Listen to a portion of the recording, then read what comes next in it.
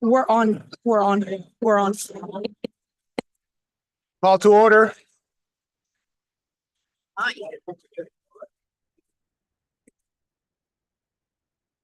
Madam Secretary, please take roll call. Ms. De La Vega? Present. Ms. Perez? Present. Mr. Rodriguez? Present. Mr. Tunidor? Present. Mr. Zogby? Present. Mr. Junco? Present.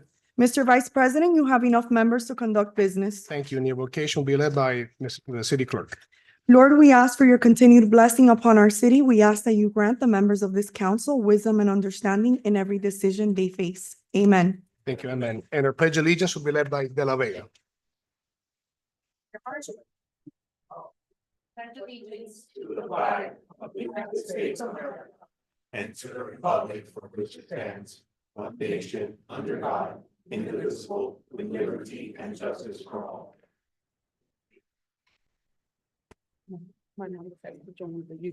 Please continue.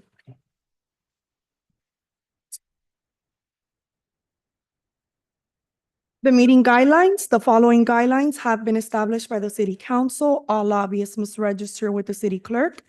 As a courtesy to others, please refrain from using cellular telephones or other similar electronic devices in the council chamber. A maximum of 3 speakers in favor and 3 speakers in opposition will be allowed to address the council on any one item. Each speaker's comments will be limited to 3 minutes. No signs or placards in support of or in opposition to an item or speaker shall be permitted within the council chamber. Any person, whether participating via the web platform, telephonic conferencing, or physical presence at City Hall, interested in making comments or posing questions on matters of public concern or on any item on the agenda may do so during the meeting. Members of the public may address the city council on any item pertaining to city business during the comments and questions portion of the meeting. A member of the public is limited to 1 appearance before the city council, and the speaker's comments will be limited to 3 minutes. Individuals should be respectful of the elected officials and staff that are on the dais and make every effort to speak with a moderate tone, using appropriate language and avoiding personal attacks. Members of the public in the audience shall refrain from shouting or making remarks from their seats to the mayor, council members, or staff sitting on the dais. The public can view public meetings on the city's YouTube page. Thank you. So before we start comments and questions, I'd like to honor Commissioner Natalie Milian. She's here today. Thank you. Hi, good evening, Mayor, City Council. It's a pleasure to be here with you tonight as your new County Commissioner for District 6, representing Southeast Hialeah. It's a pleasure it's an honor to be able to work with all of you. And I know we have a lot of projects with the City of Hialeah. I look forward to continuing to work with you to see them through and to make sure that we complete everything. You know, Mayor Bobo used to say all roads lead to Hialeah, and I think he stole that from Glenn Curtis, but I'm here, so I guess they do. But anyway, it's a pleasure working with you all, and I just want to tell you I'm here for you. I'm here for the residents, and I look forward to continuing to work with you. So feel free to reach out to my office, anything that you need. We have staff here as well that can take any comments or concerns that you have, and we can take that back and deal with it at that time. But anyway, and I wanted to share also that we are opening our mom and pop program for District 6 next week, so that the residents here, the small business owners, can apply through our district office. The applications will be available at the office, and they can call for more information, and we'll be accepting those applications for from June 2nd through June 13th. And then we'll be granting the grants after that. So so I'm happy to be here, and thank you so much. It's a pleasure. Appreciate that. Thank you. Gotcha. Okay, now, next line, please. The first registered speaker is Jose Ozzie.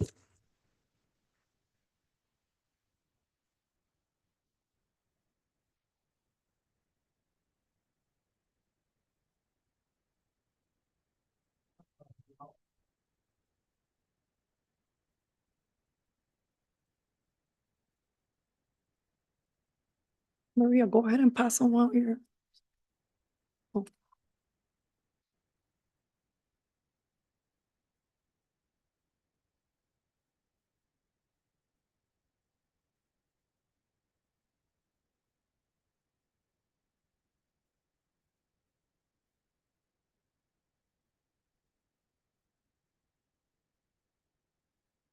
You're on, Ozzy. Good evening, everyone. Jose Alzi, 788 Southeast Park Drive. I want to start off by thanking Chief Torres, where I live, the rental car companies in the airport. They're always trying to use our parking spaces to park their cars. And every time they do it, they're really on top of that.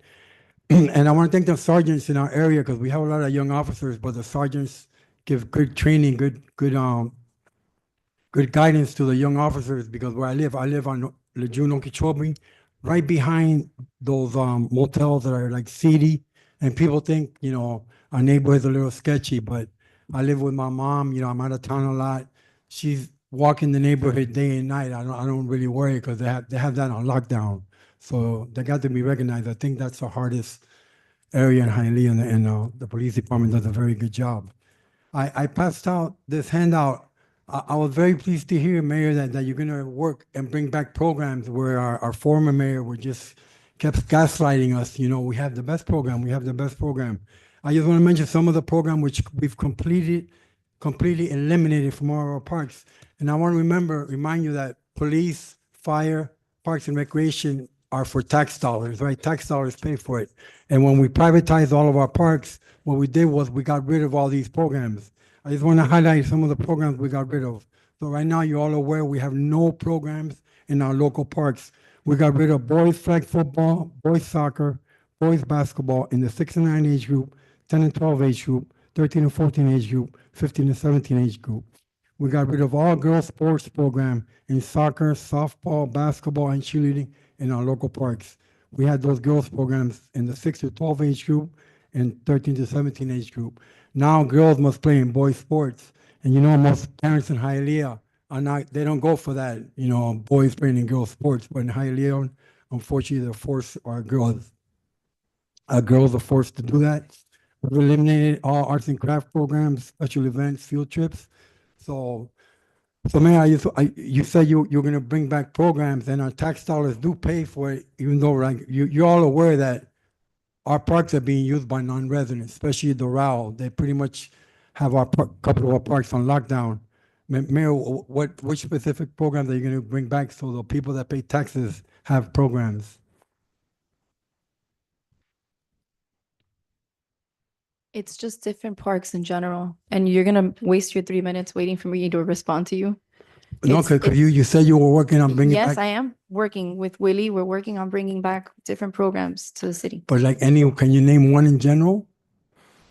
I mean, we've started with baseball, and it's gonna continue. No, on. we don't have baseball. If a parent wants to play competitive baseball, they have to go to Miami Lakes or Miami Springs. All we offer is an academy by the Miami Marlins. We don't offer baseball in Hialeah. It's a private vendor. Thank you. Okay, your Thank 3 you. minutes are up, but yes, I'm working on I'm working on that. Well, I'll be back with that, and also I'm going to come back on the summer programs and our summer lunches that we eliminated. I mean, we're kind of like looking forward to that. Please let us know. Thank you.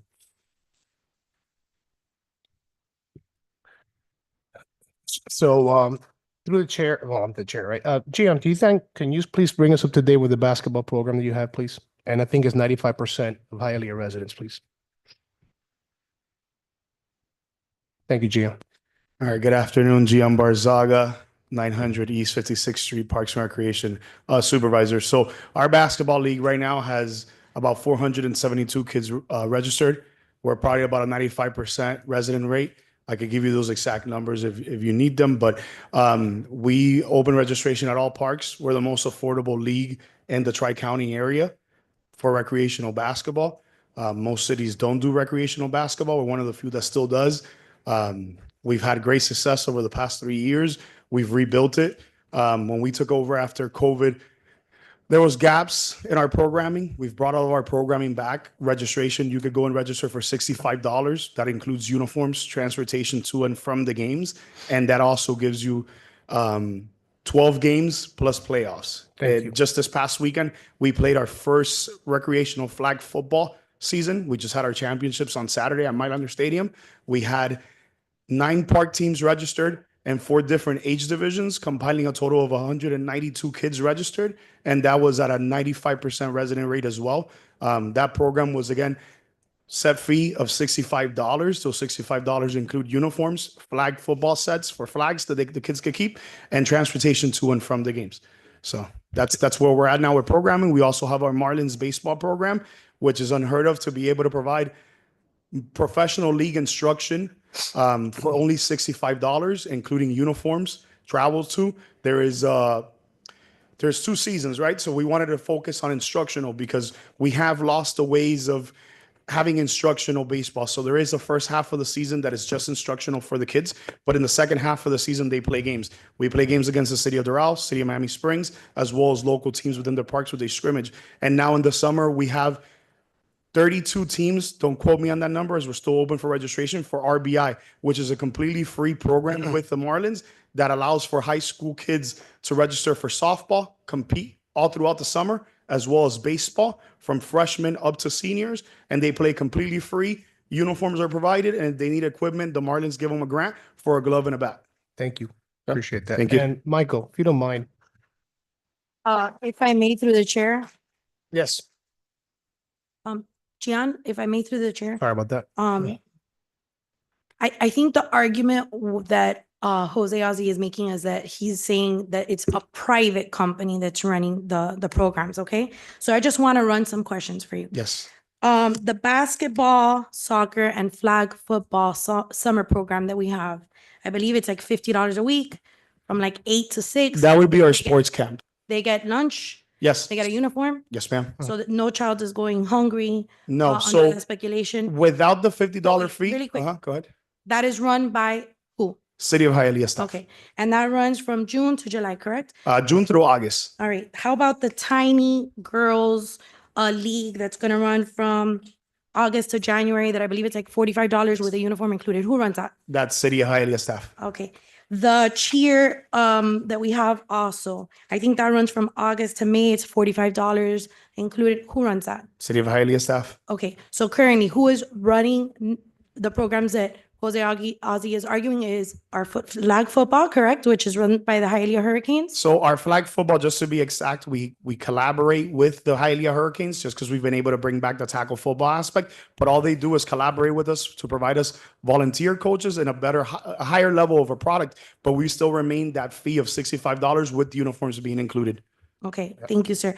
And the soccer program that we have, who runs that? So currently, we don't have a soccer program, which we are trying to bring on board. Seasonal. Right, we went through an RFP process, which Michael could speak a little bit more on.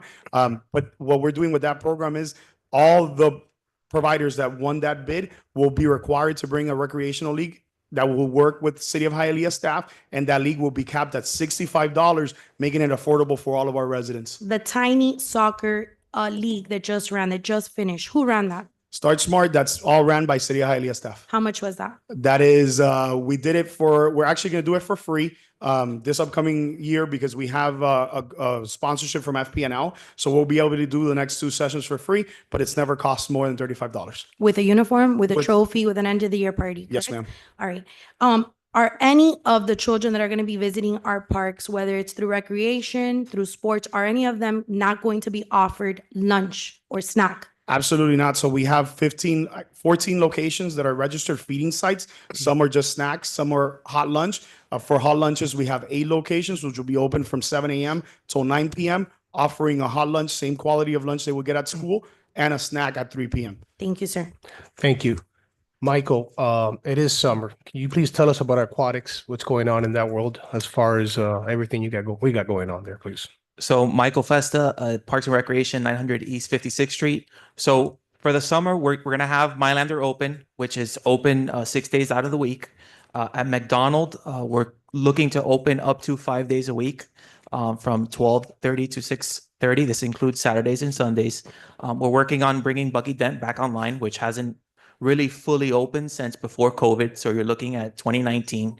We'll open it in phases as we finish components of the project. But we're projecting by end of July, the entire water park will be back to where it was 2019, and actually better because we're putting a significant amount of money into the systems that you really don't see on the pool deck. You'll see that in the pump room. And to echo what Monica was saying, who runs our park? Who runs our aquatic system? Our City of Hialeah staff, including the Hialeah Storm team that is out of Mylander, Mhm. which includes synchronized swimming for girls. We have water polo and we have swimming. That is a fully City of Hialeah run program. It's $45 a month. Mhm. We've had people that have gone on to, international competitions out of that team. So we have a pretty deep portfolio of programs that are both run completely by city staff or in conjunction with a partnership. And that's the things that we have to leverage to make sure that we're providing the best quality program. Because if you look at our basketball league now versus how it was maybe 5 or 6 years ago, one of the largest complaints that we got from the parents were, why are we playing games outdoors?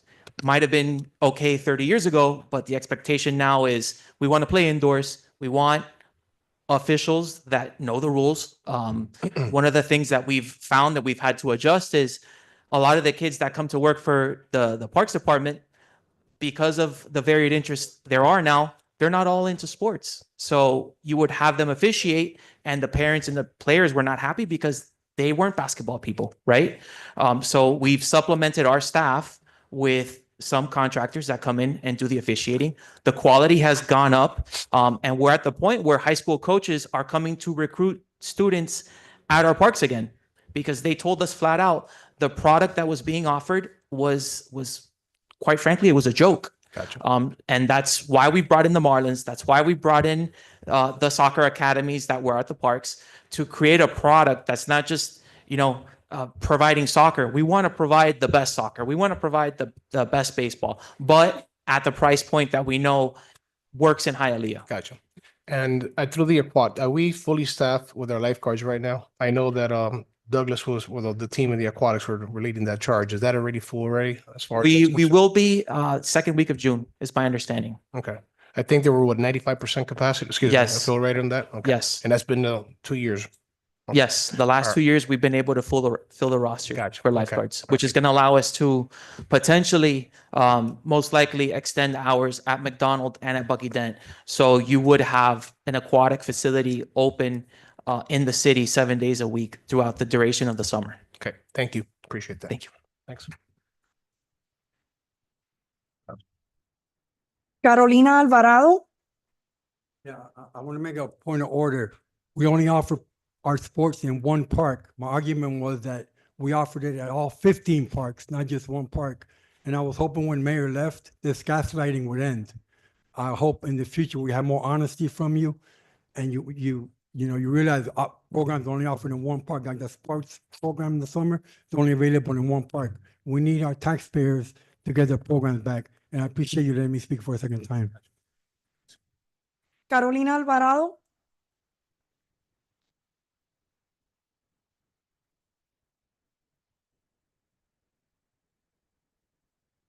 I'm kind of short. How you doing? How you doing? Good. God bless you all. God bless you. My name is Carolina Alvarado. My address is 864 West 72nd Street, Hialeah, Florida, 33014. I'm coming here to speak on behalf of Mr. Juan Santana, as I did before, asking for a chance for him to be able to become counsel. The reason why, I've seen his works. He's done a lot for the community, not only the community, but he's not the type of person that he just closes himself in just for one community. Whoever calls him for help, to reach out. He doesn't care what time it is. You can call him 2, 3, 4, 5 o'clock in the morning, and he will get up and go and give you a hand. That's the kind of a person he is. I think that we really need someone that really cares and goes that extra mile. Okay, and he's a very smart person, intelligent person, wise person. He's got a lot of wisdom, knowledge, and understanding. Overall, for me, it's very important, somebody that has morals, okay, and does believe in God and goes by the stance of God. For me, that's very important. He's interacted in the community in many different ways. He has a ministry too, giving out food for, reaching out to those in need in every single way. He doesn't look at color, race, religion, or anything different. What else I can say? He's reached out a lot, helping out in different kind of issues with the city. Okay, that, we've had issues. Myself, I've had issues. I had one issue with my property that I bought the way it was. I didn't know. I came from up north. I didn't know the rules, regulations up here is so completely different from what we live up north. Okay, there's rules here that I just don't understand, but they're rules. And I did buy a property with an extension. I didn't know it was, done illegally. And thank God I had counsel too helping me very much when I've called and I come, to ask for help. I thank God that, each one of you with a lot of love, you have your open arms to give me a hand and listen to me. It's very important to have somebody that listens, okay, and tries to reach out to help the community. I thank you very much. I think he would fit good as a counsel if you can give him the opportunity. If he's done it without any position in government, I would say he would do pretty good in government. Thank you very much. God bless you all. And my time is up. Thank you. Thank you. Appreciate that. Bye-bye. Next speaker. Christopher Monson.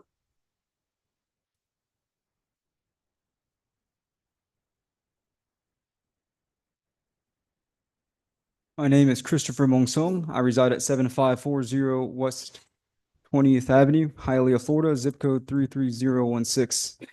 Madam Mayor, members of the council, I find it to be a bit interesting, humorous, and hypocritical that you have fiscal concerns about a special election in the city of Hialeah when you had no qualms whatsoever about giving the outgoing mayor a retroactive pension of $90,000 a year. For the last 2 years now, you have been appointing insiders and recycled politicians to this body without the consent of the people. It is time that that changes, and it is time that someone who was qualified and chosen by the residents of Hialeah be elected a member of this council, and that they do the job according to their conscience and not to the dictates of this government. That is all. And may God bless our great city. And may we have an administration that will lead us into a better, prosperous future for the next 100 years as we celebrate now in the year 2025. Thank you very much. Thank you. Through the chair. Sir, granted. I think it's important because of all the misinformation, and as a candidate for office, I think you need to be educated, Mr. Monson. Nobody in this council, nobody up in this council voted to give the outgoing mayor a pension of any sort. Zero. Do you understand? Zero. This is misinformation. Inform yourself, because you're fooling the city. Nobody in this council voted to give the outgoing mayor a pension of any sort. Zero. Zero pension did we add to him as an outgoing mayor. Zero pension to any one of us. Zero. So you need to get a little educated and informed about what we did and not try to put lies out there, and so that the city can think that we did something that we didn't. We did not give ourselves a pension. We did not give the mayor a pension. Zero pension. It is in our charter. That doesn't change. The mayor cannot get a pension. We cannot get a pension. So it was zero. So wherever you got that information, TikTok maybe or something like that, you better verify that, because you're dead wrong about that. And it's important that the entire community understands that, because there's been information from people like yourself and other people who are running for office and want to put this black cloud over this council by just spreading lies out there. Zero, okay? And I'm saying this publicly. I couldn't say this if it wasn't true. Zero pension did we give the outgoing mayor. Zero pension does this current mayor have. So I don't know what you're talking about, but it didn't happen while I've been in council or any of these my colleagues voted for. So that's all I've got to say about your pension and your fiscal responsibility. Thank you. No more registered speakers, sir. Okay, presentation. This is a human resources presentation.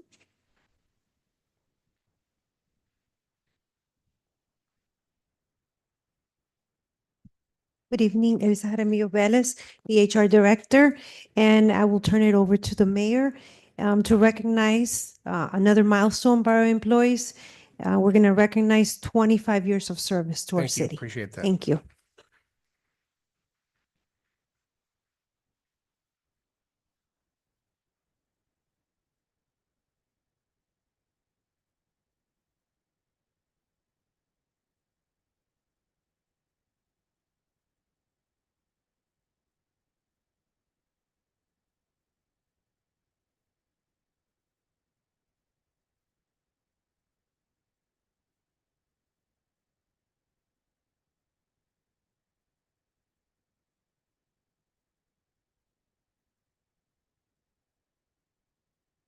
Does the council want to come downstairs?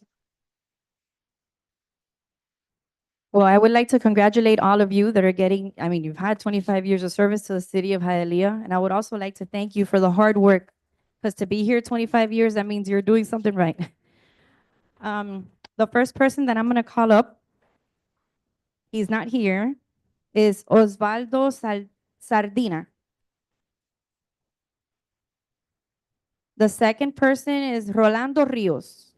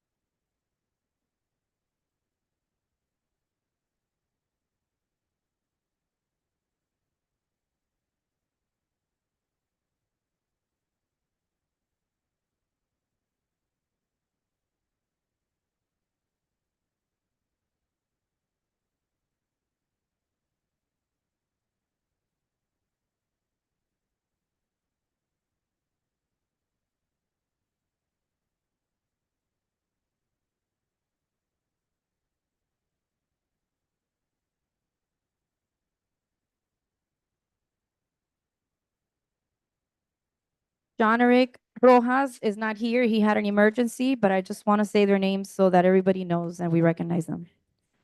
Raquel Higato.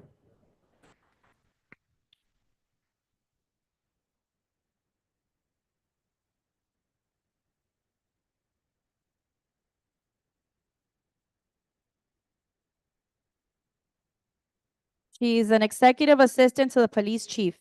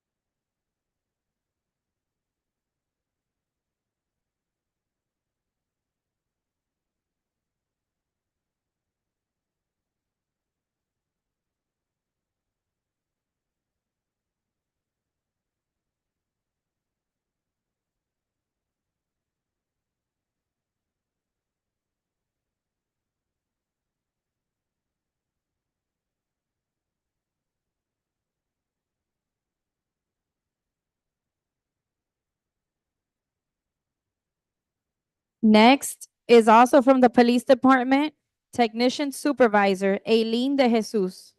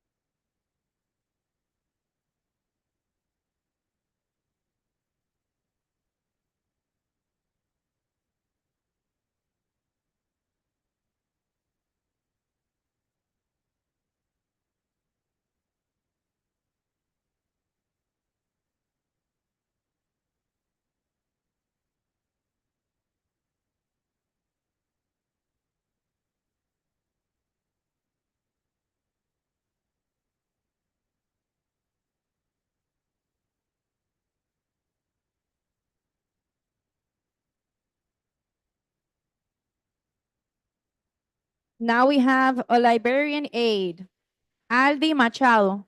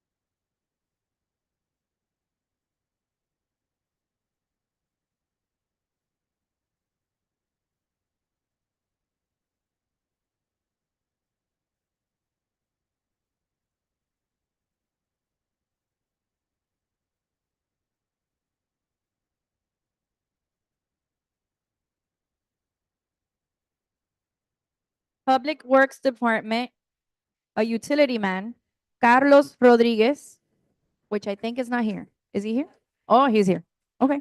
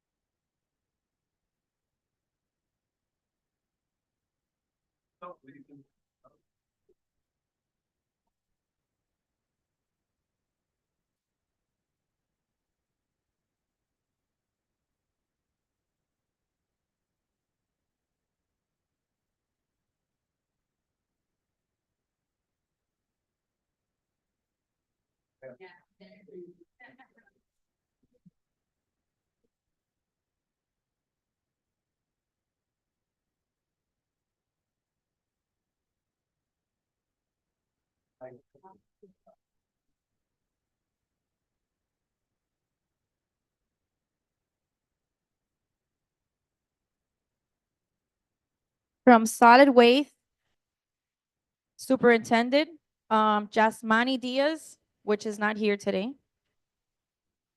And then we have from Finance, a junior accountant, Maria Hernandez.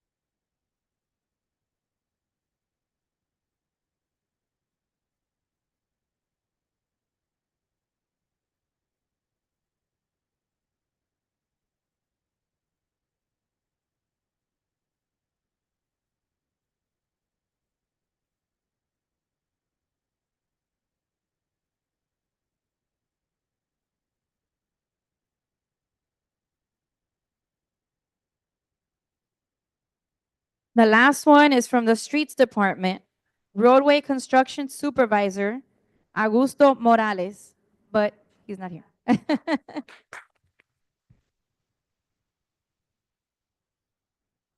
Congratulations again to all of you.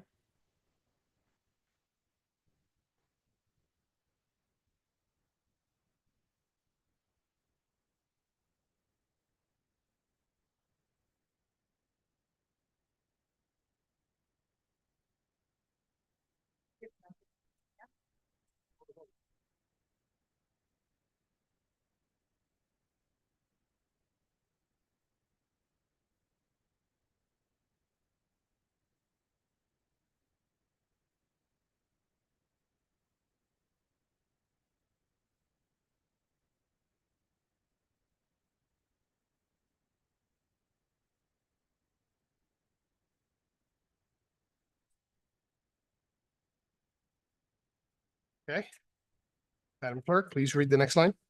The announcements of any corrections or amendments to the agenda is only that David Perez and Teresa Mejides Perez, with a home address of 322 East 43rd Street, they've submitted documentation to express opposition to the approval of the variance requested by the applicant of zoning item 18C. Okay, thank you. All right, now read the next item, please. Proposed resolution of the mayor and the city council of the city of Hialeah, Florida, appointing blank as acting council member to fill the temporary vacancy on the Hialeah City Council resulting from the assumption of the duties and office of the mayor by former council president Jacqueline Garcia Robes, who will return to the city council to complete the balance of her elected term, if any, pursuant to the city of Hialeah Charter, section 2.01, subsection C2, and to exercise all authority of the office of council member. Thank you. So I am going to allow everybody who's here who applied 3 minutes. So there's no, whoever wants to speak, this is your time now.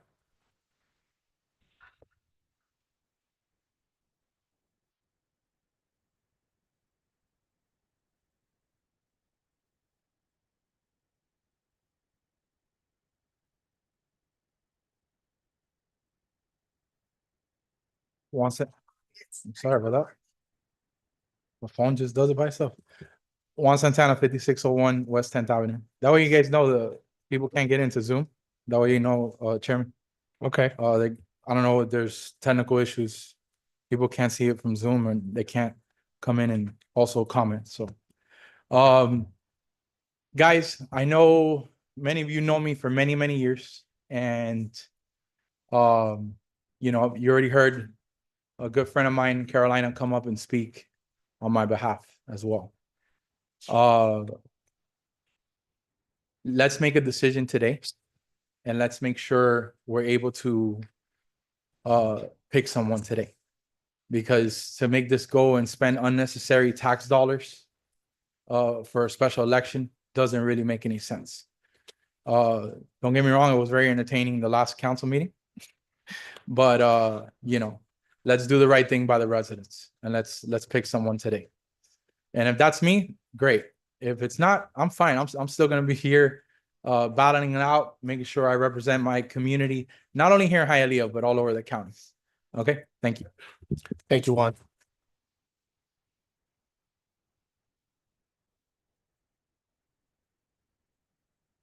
Hello, Millie. Good evening, Madam Mayor and honorable council members. My name is Maria Millie Negron Gonzalez, 1755 West 72nd Street.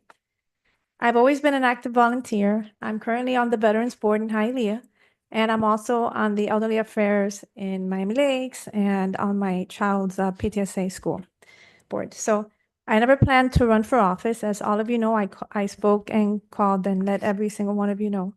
This is only because what happened last time, they didn't pick anyone. I thought that, you know, either Willie or Louis was going to be picked, but, you know, it didn't happen. And I also called them and let them know of my intentions because they are my friends. And I want everybody to know on here that I come in peace. And I only want to be here for the short time. I'm not here to run after this. I just think that I can be an addition to the council right now for this short period of time. And I ask that you consider me. And I thank you again for your time. Thank you so much. Thank you, Millie. Thanks. How you doing? John Ulloa, 3492 West 106th Street, Hialeah, Florida. A little bit nervous here, but first time here. My wife got me this tie. I hope it worked. Welcome. I don't know. I'm not comfortable with it, but I hope maybe it works. I'm a member of the Planning and Zoning Board, Vice Chair at the current moment, assigned by Ms. Robes, Mayor Robes. I love this city. I've been living here almost all my life. I've been serving in many places for the city. I started off at the Historical Board, Personnel Board, and now I'm here. I've been doing it for like 10 years already. I have a passion for the city. I don't plan on running. I have a job that wouldn't allow me, but I would love to be and honored to serve with you guys and help our city get together and maybe be that bridge that we could all work together and get further with what making Hialeah even better than what it is right now, bringing Hialeah back to what I've always wanted to be. You know, I want it to be a family place. I want everybody to move to Hialeah and want to raise their family here like I was raised here, you know. I love this community. I love this city. I don't have dreams of grandeur. I don't want to run for mayor. I don't want to run for city council. But I do want to work with the city and do more that I can and volunteer whatever I can, my efforts and my energies to help make our city a better place that is going to want people are going to want to move into Hialeah and live here with us and be part of our community. I respect all of you. I know a lot of you. Mr. Zogby, massive respect for you, sir. I've known you for a long time. Jesus, what can I say? And Monica too. Some of you I've yet to met, get to know. But Jackie, I really appreciate her. She appointed me and it's been amazing. And thank you for your time and I appreciate it. And like I said, whatever is best for the city is what I want. And hopefully I can help. Thank you. Thank you very much.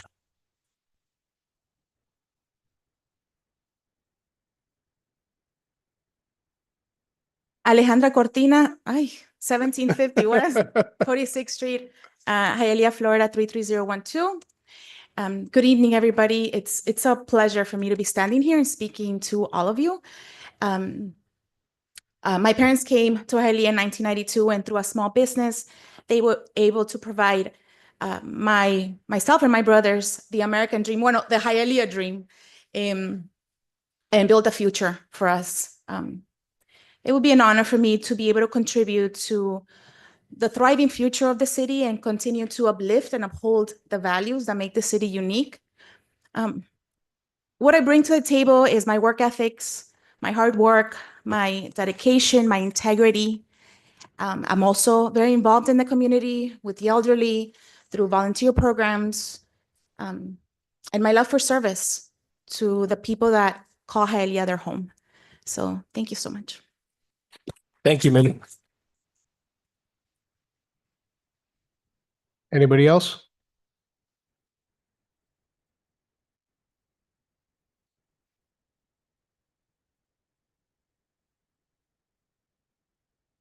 William Earl, 1065 West 76th Street.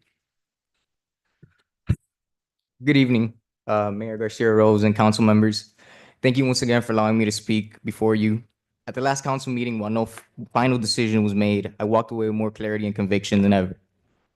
Although the vote did not go in my favor, I was encouraged by the 3 council members who supported my appointment and by the overwhelming outpour of support I received afterwards from residents, local leaders, and stakeholders who reached out to express their disappointment in the results and the belief that I am the right person for this role.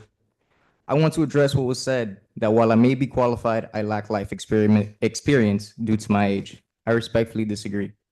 What I do not have in years, I have made up for in action, in dedication, in showing up. For the past 3 years, I have been at City Hall every day, not just learning policy or procedure, but handling real issues our residents face. I have helped solve problems for families, seniors, workers, and renters. I have walked the streets of this city, knocked on its doors, and listened, truly listened to our community. That is life experience. That is public service. Let me be clear. I'm not here asking for a title. I'm asking for a chance to continue serving the people of Hialeah in a more official capacity with greater ability to affect change. We now face a critical choice. If this council cannot reach a decision, the city will be forced to spend upwards of $500,000 taxpayer dollars on a special election, an expense that could be avoided. The money could be better used to assist our seniors, improve infrastructure, or invest in public safety. It's simply unfair to ask residents to foot the bill just because I don't align with the personal agenda of some council members. This is bigger than me. This is about trust in government. It's about responsible leadership and putting the interests of our residents above politics. And while I still believe that appointment is the most practical and fiscally responsible route, let me be equally clear. If a special election is called, I am ready to run. I am ready to fight for this seat because I believe in my ability to lead, and I believe the people of Hialeah deserve a representative who is here for them every single day. I already have been, and I won't stop now. So tonight, I stand before you not with frustration, but with renewed confidence and purpose. The support I've received in recent weeks only reinforces that this is where I'm meant to be. I urge you to do what's right, not for me, but for the residents of this city. Thank you. Thank you.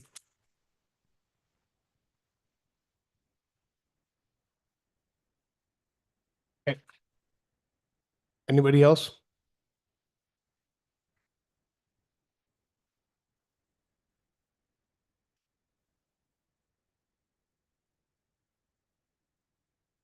Good afternoon, council. Good Mayor, afternoon. everybody else. Last time I was here, I was more optimistic of the opportunity. Now I feel like I'm more realistic of the opportunity in the future, because if there's anything that I feel that a good leader should have is self-awareness. I'm self-aware enough in my business to know where I am ready to take a shot or ready to make the pass. With that being said, I'm self-aware that I will be part of this council in the future, humbly. I'm ready for whatever opportunities may come now. I'm ready to prove my value, not just ask for my worth. With that being said, thank you for the opportunity to let me speak today. Thank you.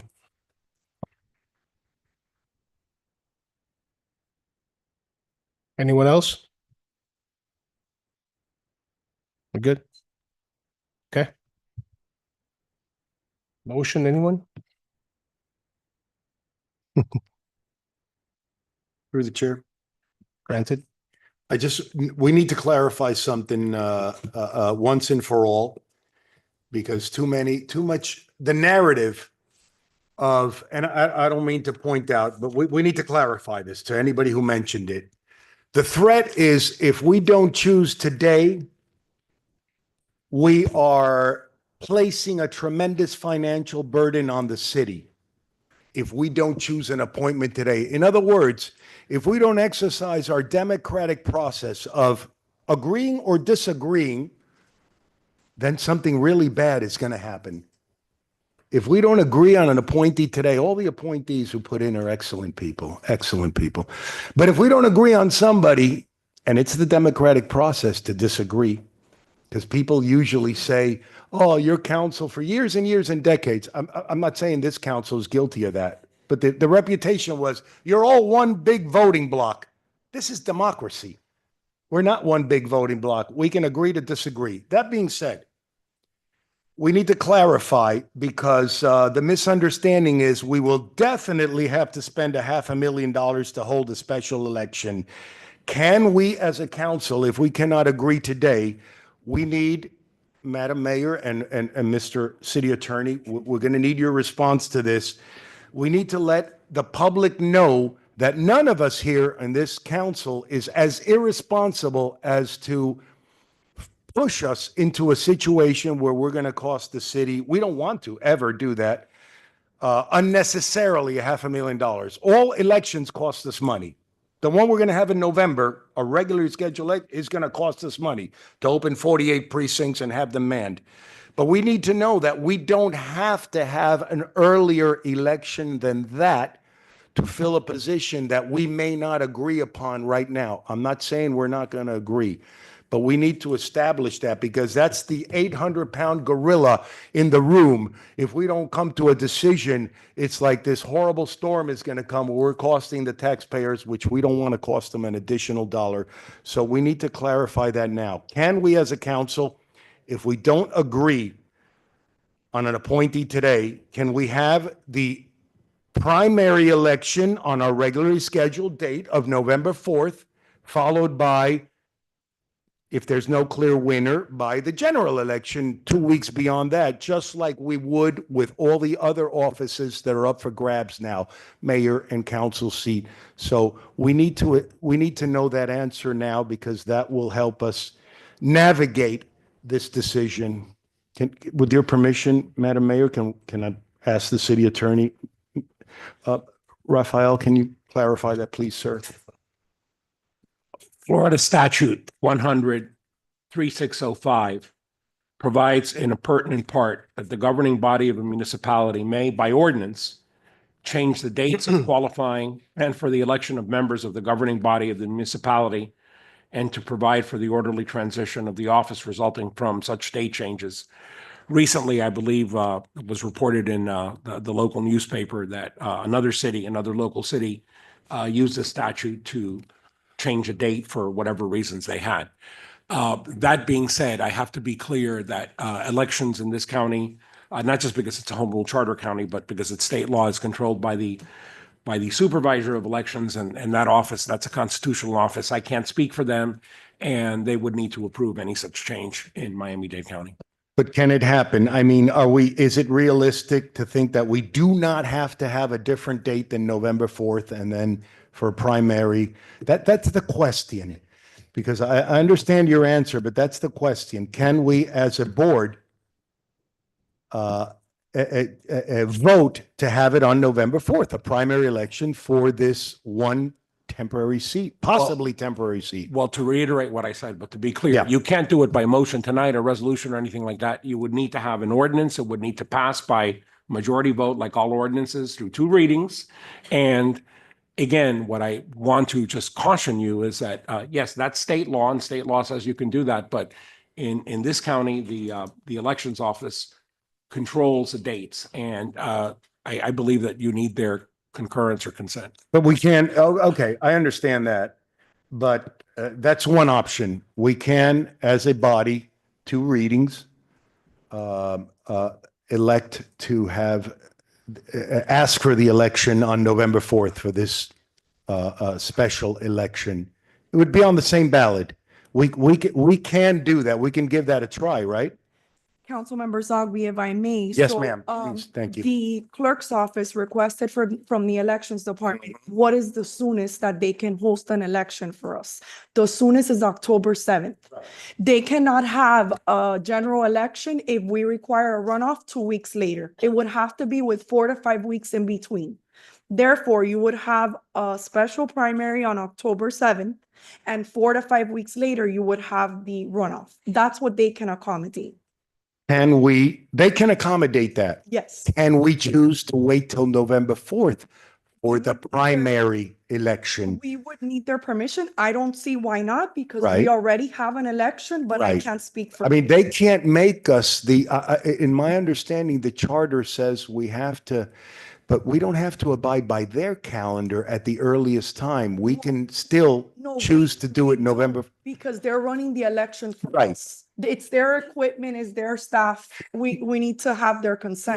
My question today is, we need to know that if we don't come to a decision today, that we can definitely, with certain assurity, I know we need their opt to choose the November 4th date, followed by then a general election 2 weeks beyond that, No, or not 2 whatever. weeks. It would be Okay. December 9th. Then So our would that runoff now is cost, December what 9th. would that, okay, there may not be a general election on That's that, right. but then that would be an additional cost. That's correct. Right. Did I? So if we had, as they're proposing, a special primary October 7th, then we had the runoff for group 3 in November 4th. November 4th. And then we had a runoff for our regular mayor groups 4, 5, 6, and 7. On December 9th, you're paying for 3 elections. Our runoff from our regular runoff or general election is scheduled for, December 9th. So the that- city oh. of Miami Beach, And us. Hialeah had to reschedule because they can't accommodate 2 weeks after our primary. so our general election will be, I mean, I know we read that out, would be the primaries November 4th, the general on ours December 9th. for December. So we wouldn't, so that office, the special election, if it has to go to a general, we're already paying for that election. There would be no additional cost? What they're proposing, because we're asking the soonest that they. The can soonest, host, right. It's October 7th. Right, And then hosting the runoff, if you need a runoff for group 3. December 9th. No, November 4th. Okay, That's no what they're additional cost. Was. The additional Yes. cost would be the October 7th That's date. correct. Can we choose as a board November 4th? We can propose that to them, but we Yeah. have to get their approval. What are the odds? They usually We won't don't disapprove it. Have an election, it would just be a longer ballot. I don't Right. see why they would say no, but I can't say that with And surety. that runoff for the special election, if we can do it November 4th, the primary, the runoff could be December 9th, you said? You're referring to group 3? Yes. Yes, that's right. So if we can do it November 4th, the primary, and the general, if need be, December 9th, there would be not one dime of additional cost to the city. Am I That's correct? Not one dime. You can't say one dime because the longer the ballot, it is, but it's. One more name. Significant, right, yes. Right. That's right. Okay, it would be if anybody here right now, if I were to resign today, I'm not going to resign, don't anybody clap. But if I were to resign today, there would be another name on the ballot and we'd have to pay for that, right? That's right. Should I stay? Should I stay? Okay, thank you. Okay, I just thought we needed to clarify that because we don't want this, like I said, this big black cloud haunting us and saying, if we don't come to a decision today, it's impending doom. We're definitely going to have to pay $500,000 to change, to have a special election. That is not necessarily so, correct? Essentially, you will just have a 6-person council till you have the election. Right, but I mean, That's right. the cost of the special election is possible to do it without any real It is additional cost. possible, yes. November 4th and then December 9th, the general election. Yes, sir. Thank you.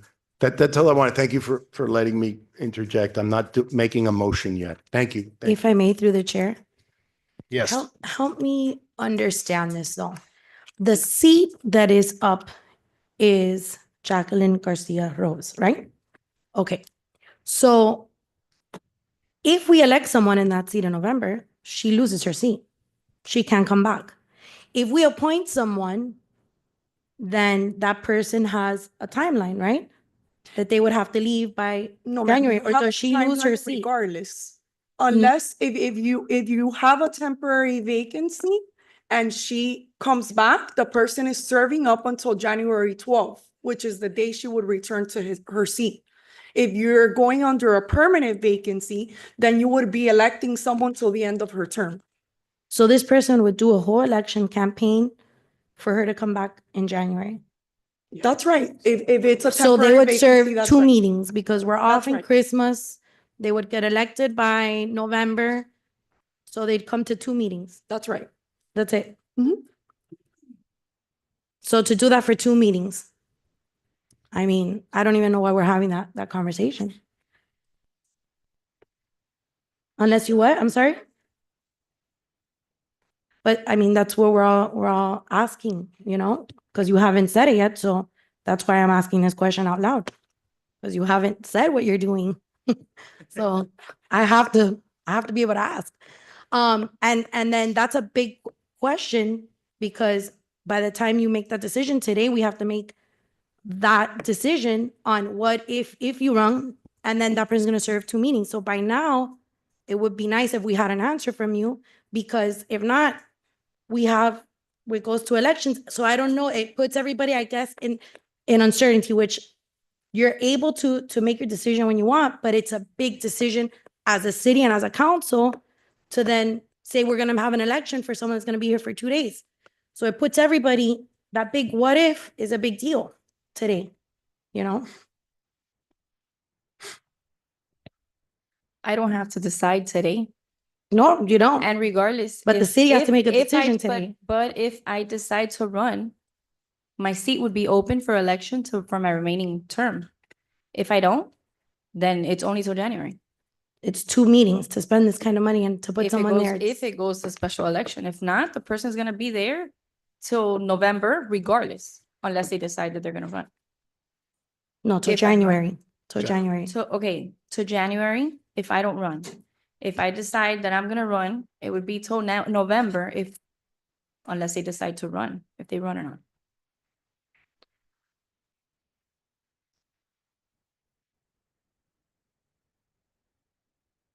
Do we have a motion?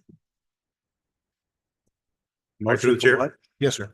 All right, so just kind of, I echo Councilman Zogby's comments earlier. I think sometimes we lose sight of exactly what he said, right? That we can agree to disagree, right? And sometimes we've allowed that notion to cast a shadow, how he said, right, and become the big bad villains of the movie.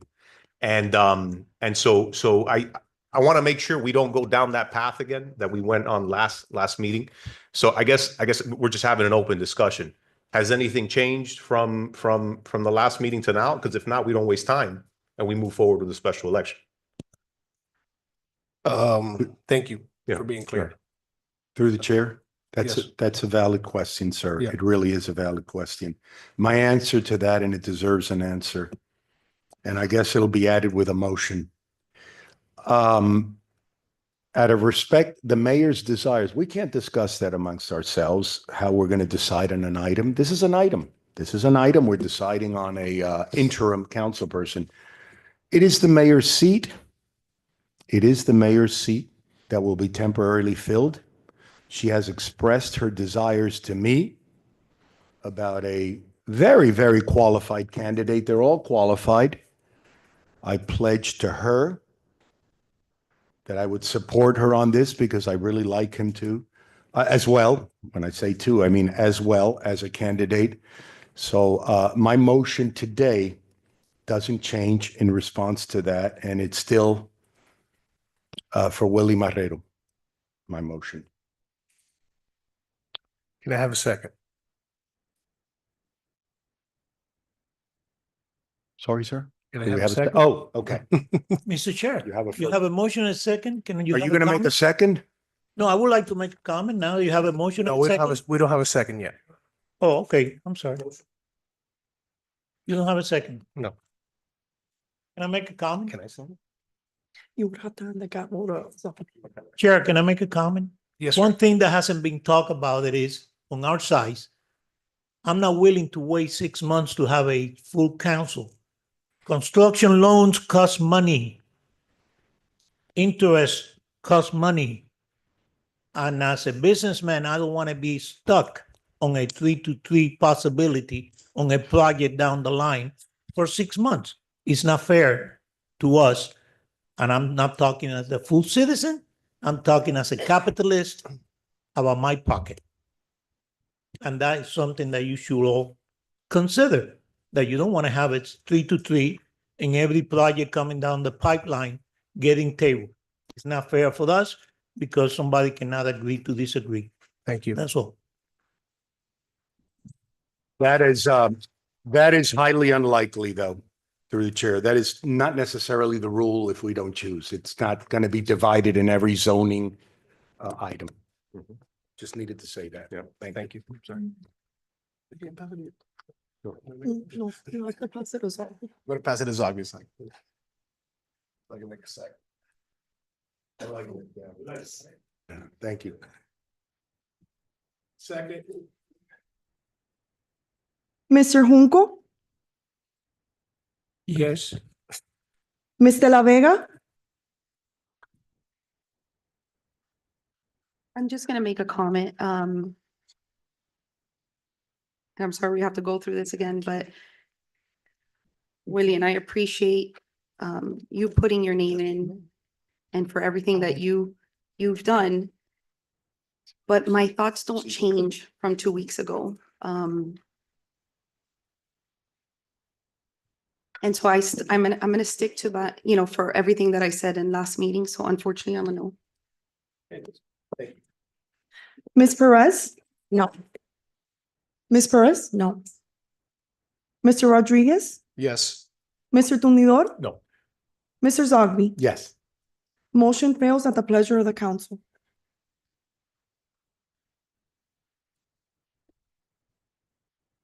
Any other motions? Can we make a motion then to hold the special election on November 4th? Yes, sir, you can. Your motion, sir, can be the request to bring back an ordinance. Yes. Okay. The motion is to request to bring back an ordinance. Yes. With some suggested dates, and taking into consideration any response from county supervisor of elections. That can be your motion. Yes, that's my motion. Can I have a second? Second. We got a first and a second. Ms. De La Vega, You want to say something? Yeah, can I say something? Yes. I Can just we wanted to- restate it? We have 10 candidates. 11, ma'am. 11, sorry, who've applied. And so just kind of like, I don't want to go through what we went through last week. I don't. But I mean, it's kind of, is it just, it's only Willie or nobody? Yeah. And I know the families here. I respect it. So through the Just, chair. you know, that, unfortunately. I'm sorry, but the thing is, I'm passionate about this because I know the work he's done. And then that's just the way, that's the way I think about it. I mean, everybody has a right to vote the way they are. By the Yes, way, absolutely. we can disagree. We're not disagreeing. Yes, we We disagree and we respect each other. And I have highly respect for the entire council here. But that's just the way I stand right. It doesn't mean anything about that. Okay.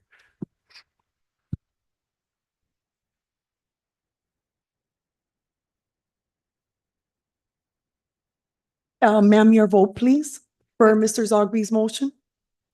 What is the motion?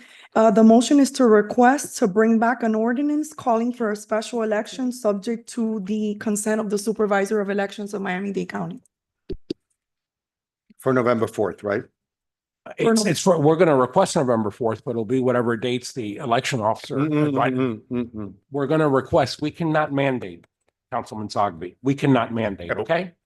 No, I understand, but I just don't want a motion on a special election. I want the motion to say we're going to ask for November 4th. That's what I want. Sure, and if they cannot accommodate November 4th, we can report back. We can report back. Yes. But this is a motion just for. Sure, November Okay. 4th. If they report back no, it's gonna cost the city. If they report back no, we have to have a conversation and request new dates. Right, but we won't go through this process again of trying to appoint somebody. No, correct? ma'am. Correct. This, So- you have 30 days. So there's a chance that this is gonna cost the city $600,000. Mhm. If the elections If department elections- agrees to have the special primary for group 3 on November 4th, no, ma'am. It would cost that regardless because you would be having the election anyway. Okay. You're just adding one more group to the ballot. My vote is no. Ms. Perez, No. Mr. Rodriguez, Yes.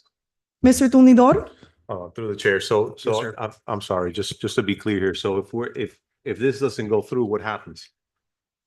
what do you mean if this Yeah, is? because see, I mean, I want to make sure we know what we're doing here. So Councilman Zogby made a motion to request the special election for November 4th. Right. Okay, and if that motion fails, what options are we left with? I mean, you've taken no action. You have 30 days to appoint someone to fill the vacancy. If you don't, by charter, we have to have an election.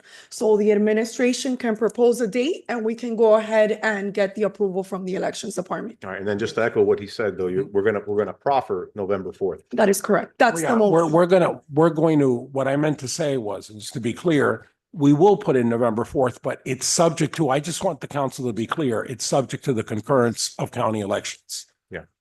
Okay. We just Got it. can't, you know. Yes. Your vote is yes? Mr. Zogby, Yes. Mr. Junco, Yes. motion carries. Mr. Johnson? Eric Johnson, Hialeah Firefighters, Local 1102. $600,000. That's a fire engine. In fact, that's 2 rescue trucks that actually make a difference potentially for every single person in this room. $600,000. There's 6 of you on this board. I'm going to go with what Mr. Frank De La Paz said because it's very important. 3 versus 3. What happens when we have an item before you that deals with life safety of people? Because we can't get along, the motion won't carry.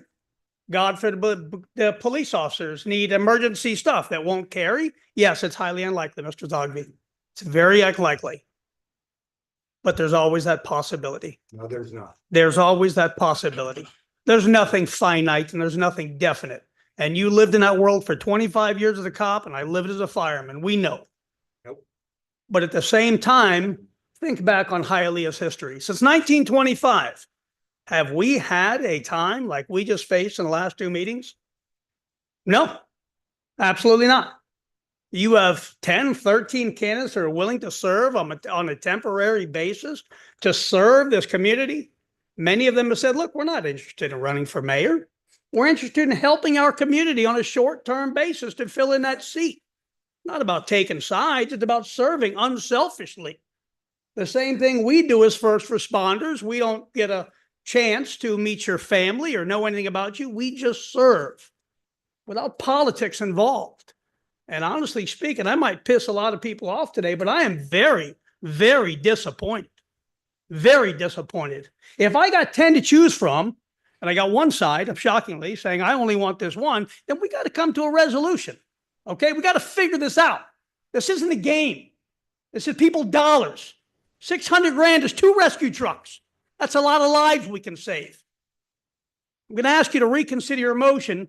I'm going to beg you to reconsider your motion and save it for the end of the meeting. And think about what I just said. I'm asking you to withdraw it, reconsider the motion, and save it for the end of the meeting. We got a lot of stuff to accomplish, but give it an hour.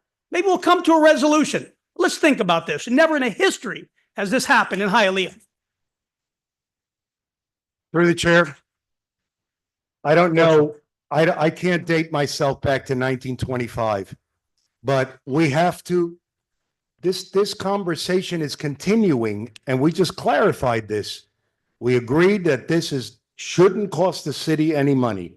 I don't see any possible way that the elections department won't agree with our request. I don't see any possible way. So the passion and the dramatics have no place here.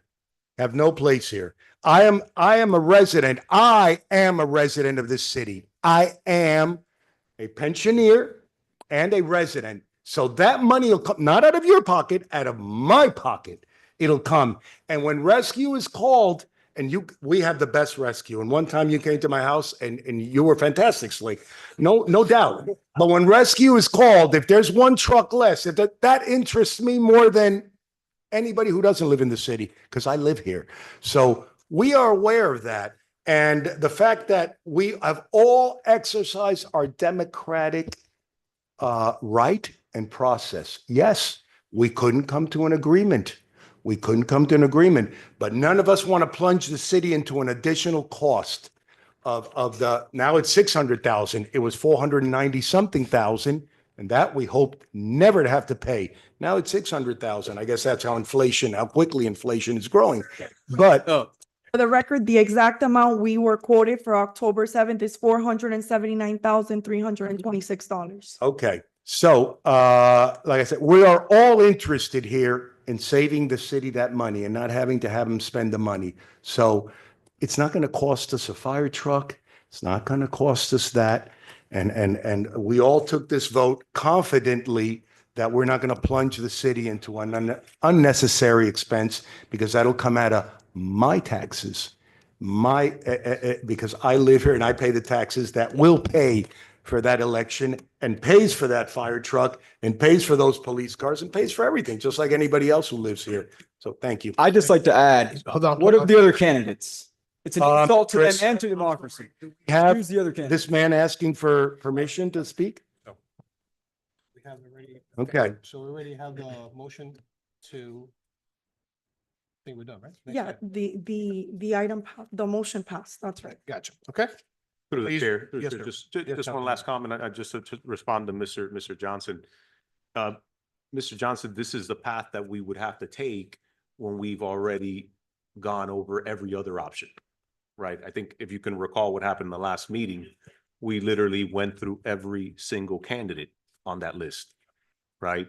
And I refuse, and I think my colleagues on the dais also share the same sentiment, to go through that all over again. And that's why we preface this conversation with, is everyone still on the same page or not, right? So in order to save that embarrassment, right, we're going to move forward with this option. So thank you, Mr. Chair. Thank you.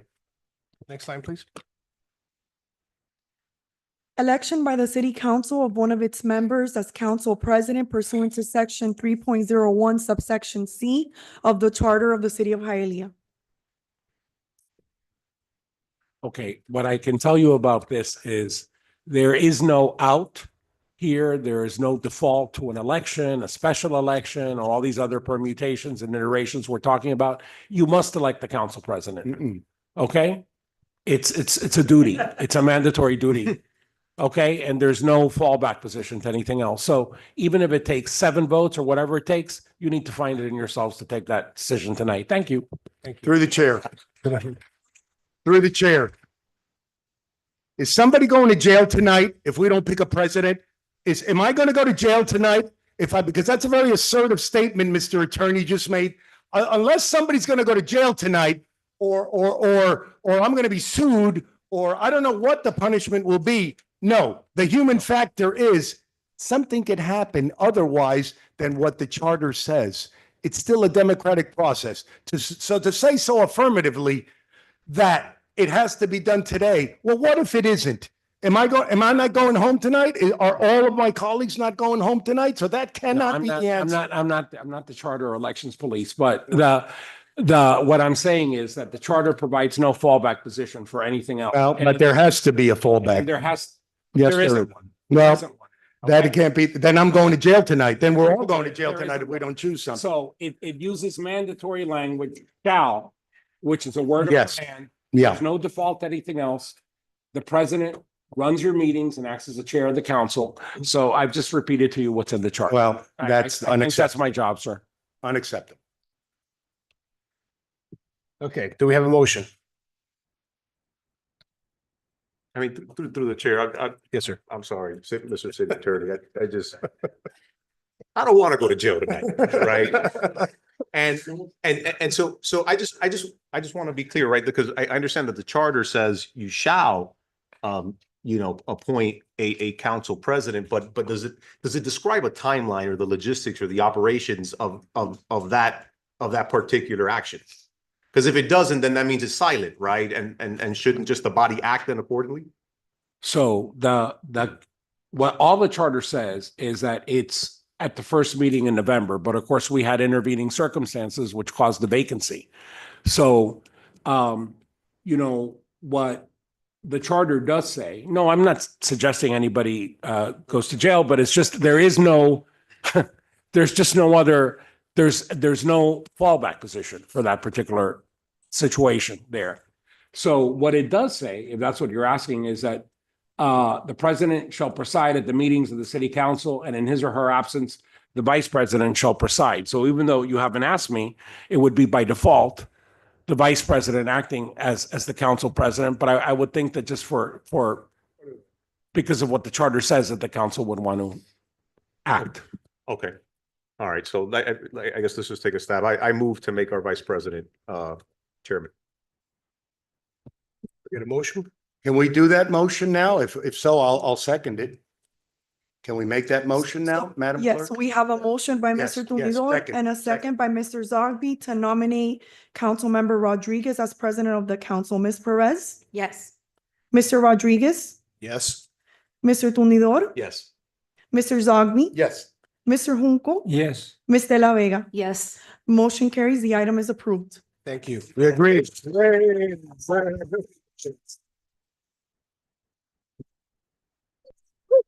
Sir, congratulations. Although it's not on the agenda, we now should vote for our vice president. Correct, Where does correct. it say that in the charter? Does it say that also in the charter? Well, it says that they'll select one of its members as president and another as vice president. So again, it's at the first meeting, but because of a domino series of things that have happened, you've elevated him, wonderful, but that leaves a vacancy for the vice president. If he's out of town or something for a particular meeting, it would be a good idea. All right. Okay, so Okay, so election by the city council of one of its members as council vice president pursuant to section 3.01 subsection C of the charter of the city of Hialeah. do we have a motion? Can I make a motion? You can hand the gavel to Zogby and then you may make the motion. You can throw it over here. if you want. Thank you.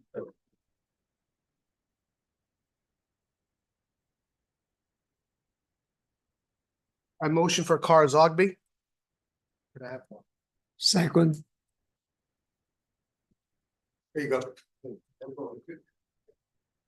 We have a motion to nominate Councilmember Zogby as council vice president by Mr. Rodriguez and a second by Mr. Junco. Ms. Perez? Yes. Mr. Rodriguez? Yes. Mr. Tumidor? Yes. Mr. Zogby? Yes. Mr. Junco? Yes. Ms. here, De La give me a Vega? hug. Come here. Congratulations. Oh, you can- Motion carries. The item is approved. Yeah, hug. There's so much love in this room. Thank you. Thank you. Thank you, everybody. Sincerely, thank you. Thank you. Frank, are you happy now? Yeah. You'll be okay. All right. You'll be okay. Any more than? Yeah, no border permits, sir. Consent. I called them up. I'm gonna give you Chair, can he speak? Can he advice. speak? This should have never happened if we had not broken with tradition many years ago, where the top vote getters will automatically know when they were gonna be council president and vice president. And if there was a vacancy, the fifth runner-up will automatically be elected.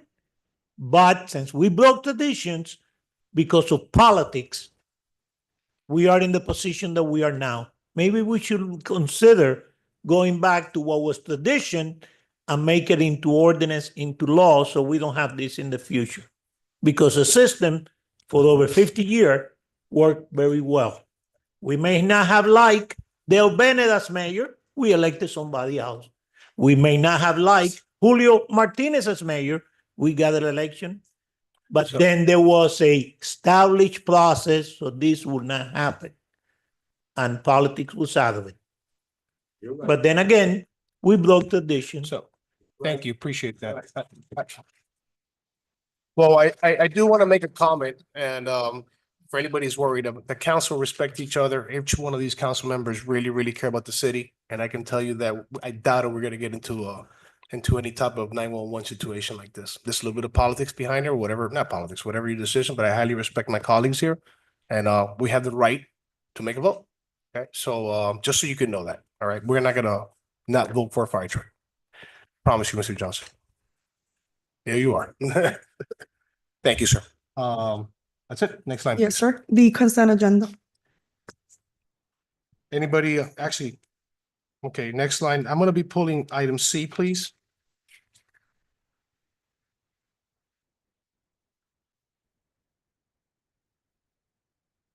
If I may, through the chair. Yes, ma'am.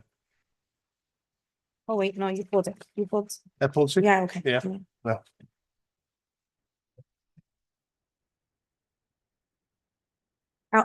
If I may, Yes, ma'am. item K. Sorry. Okay. K. Okay. Okay.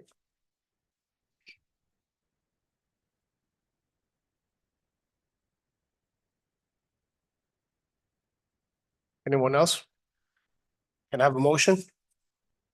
Motion. Can I have a second? Second. Madam. Clerk, please vote. Mr. Rodriguez, Yes. Mr. Tumidor, Yes.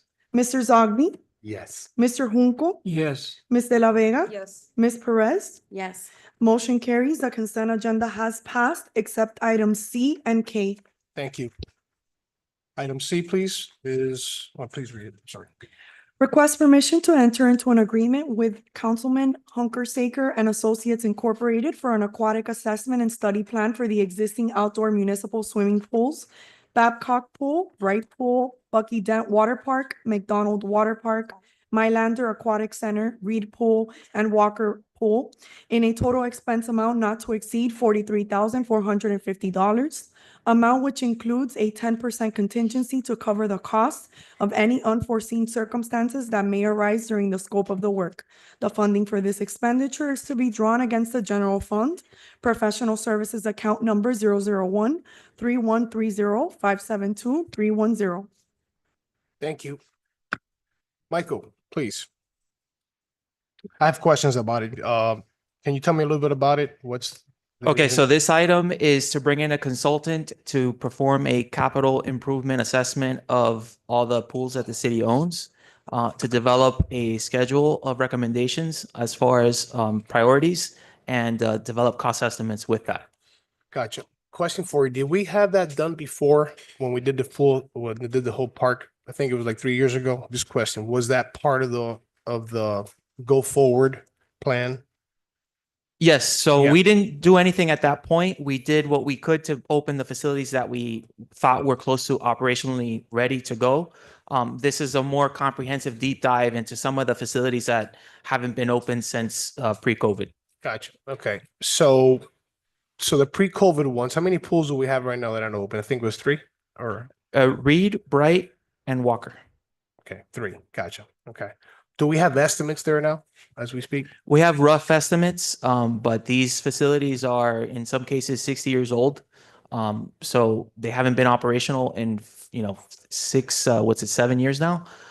So the cost may fluctuate. And it would also depend on where we want to take some of these facilities. So these three sites, when they were open last, they were open for 10 weeks out of the year in the summer, 2 to 3 days a week each.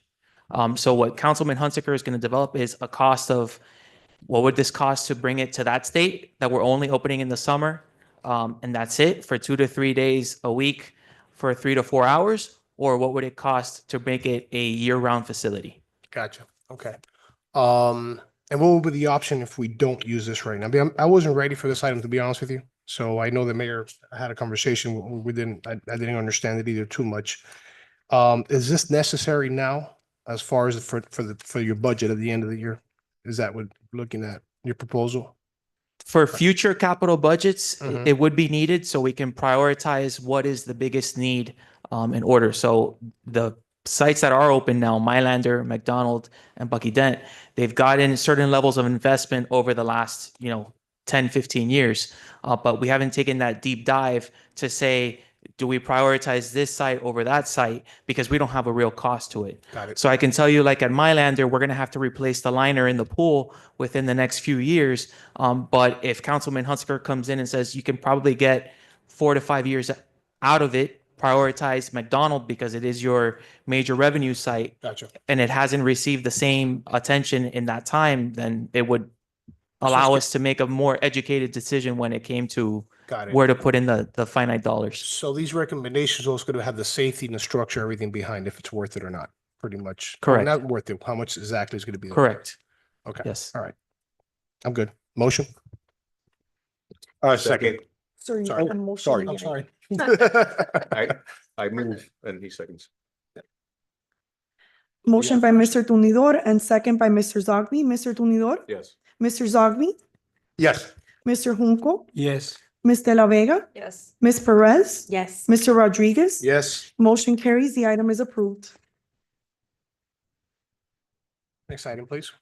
Consent item K, proposed resolution approving a piggyback off of contract number 2023/2024-293 between Clay County and Musco Sports Lighting LLC for the purchase of LED sports lighting for City of Hialeah's James H. Goodlett Park, and authorizing the mayor or her designee and the city clerk as attesting witness on behalf of the city to issue a purchase order in an amount not to exceed $1,029,490, which includes a 10% contingency for unforeseen circumstances and in substantial conformity with the agreements attached hereto and made a part hereof as Exhibit A through C, and execute all necessary documents and furtherance hereof and providing for an effective date.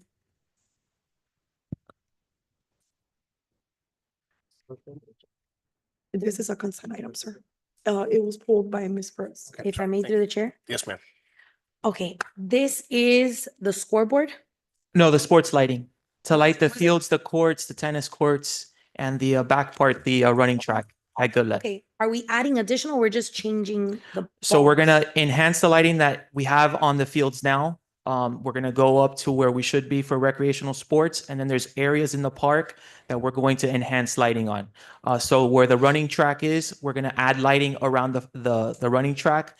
We're gonna add lighting to the dog park.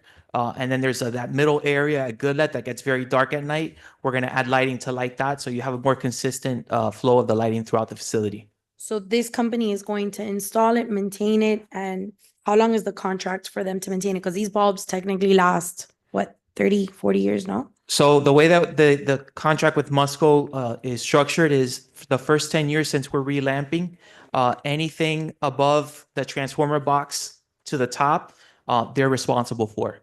So the control link that they install on the system sends an alert to their office in Omaha.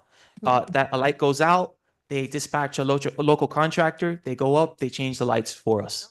Okay, so I recall, I think it was about 2 years ago, correct me if I'm wrong. We had a discussion that we were going to ask, we were gonna lobby during days for all these new bulbs to be like issued in all the parks. Is that something that we're no longer, requesting when we go up to the state? That would have to be administration. We have requested in the past. And it Uh, gets denied? It hasn't been added yet. It hasn't, we do have a grant that's currently ongoing for Sparks Park, which will fund fields and improvements to the park. And part of that is funding new lights for Sparks Park. Okay, because this is just for Goodlet. So this cost is just for one park. Yes. And it's for 10 years, you said. After that contract, they no longer maintain it. We would assume maintenance of the system, yes. So imagine if we had to make this cost for several other parks. Yes. So I don't know if that's a priority that we're going to give coming up, this season, if we can add that again. I don't know if it was denied or not. I don't remember what the follow-up was with Yeah, that. so Ismari Montreal, 501 Palm Avenue, Chief Operating Officer. So we have, this is an ask that we make of the legislature on an ongoing basis. But they place the priorities on what they feel they're going to be supporting that year. So we have not gotten the lighting dollars. In addition to that, I'm sure you're all aware that the legislature is 25 days behind. They should have concluded the legislative session 25 days ago, and they're still going. So, and it looks like this is going to go way into June. So we won't know of any additional dollars that the city may be getting for all the requests that we made. And this was an item that was still on the request this season? Yeah, so lighting cameras for parks have been sort of an ongoing ask of And ours. what's the budget line that we request about how much?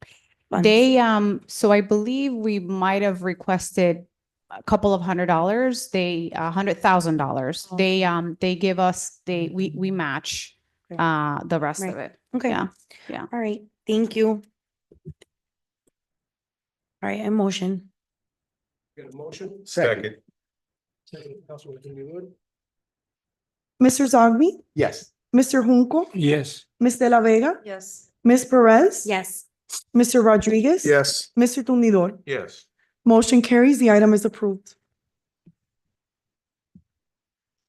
Administrative item 13A, sir. May I? Yes, please. Thank you. First reading of proposed ordinance amending chapter 70 entitled Retirement and Pension, Article 4, Employees General Retirement System, Division 5, entitled Benefits, implementing the changes to the retirement system contained in the collective bargaining agreement between the City of Hialeah and the International Association of Firefighters, Local 1102, for firefighter members, in particular revising section 70-238 entitled Service Retirement Allowance, repealing all ordinances or parts of ordinances in conflict herewith, providing penalties for violation hereof, providing for inclusion in the code, providing for interpretation and savings clause, providing for a severability clause, and providing for an effective date.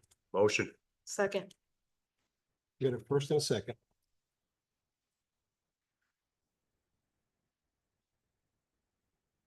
Mr. Junco, Yes. Ms. De La Vega, Yes. Ms. Perez, Yes. Mr. Rodriguez. Yes. Mr. Tumidor. Yes. Mr. Zogby. Yes. Motion carries. The item is approved. Second reading and public hearing is scheduled for June 10th, 2025. Signing, please. Sir, unfinished business? Any unfinished business? Any new business? You good? Next item. Land use?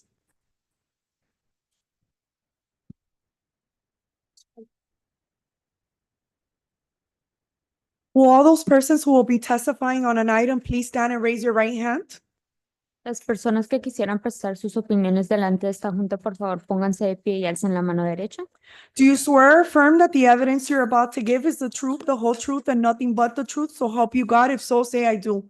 ¿Usted jura o afirma que el testimonio que va a dar será la verdad, toda la verdad y únicamente la verdad? Y que Dios sea su testigo. Por favor, diga que sí si la respuesta es afirmativa. Let the record reflect that all have responded in the affirmative.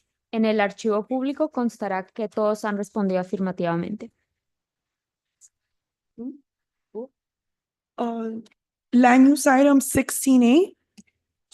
Proposed resolution of the mayor and the city council of the city of Hialeah, Florida, expressing its intent to approve and adopt text amendments to the housing element of the city of Hialeah, Florida comprehensive plan and providing for an effective date. Good evening, Interim Planning and Zoning Director Claudia Hasbun, 501 Palm Avenue. This is, I wish that it was so exciting, my item, but not. So this is basically an update to the comprehensive plan. This is the document that we're going to be sending to the state and the external agencies. As you know, your comprehensive plan has different chapters. They're all called elements. This one is actually regarding the housing.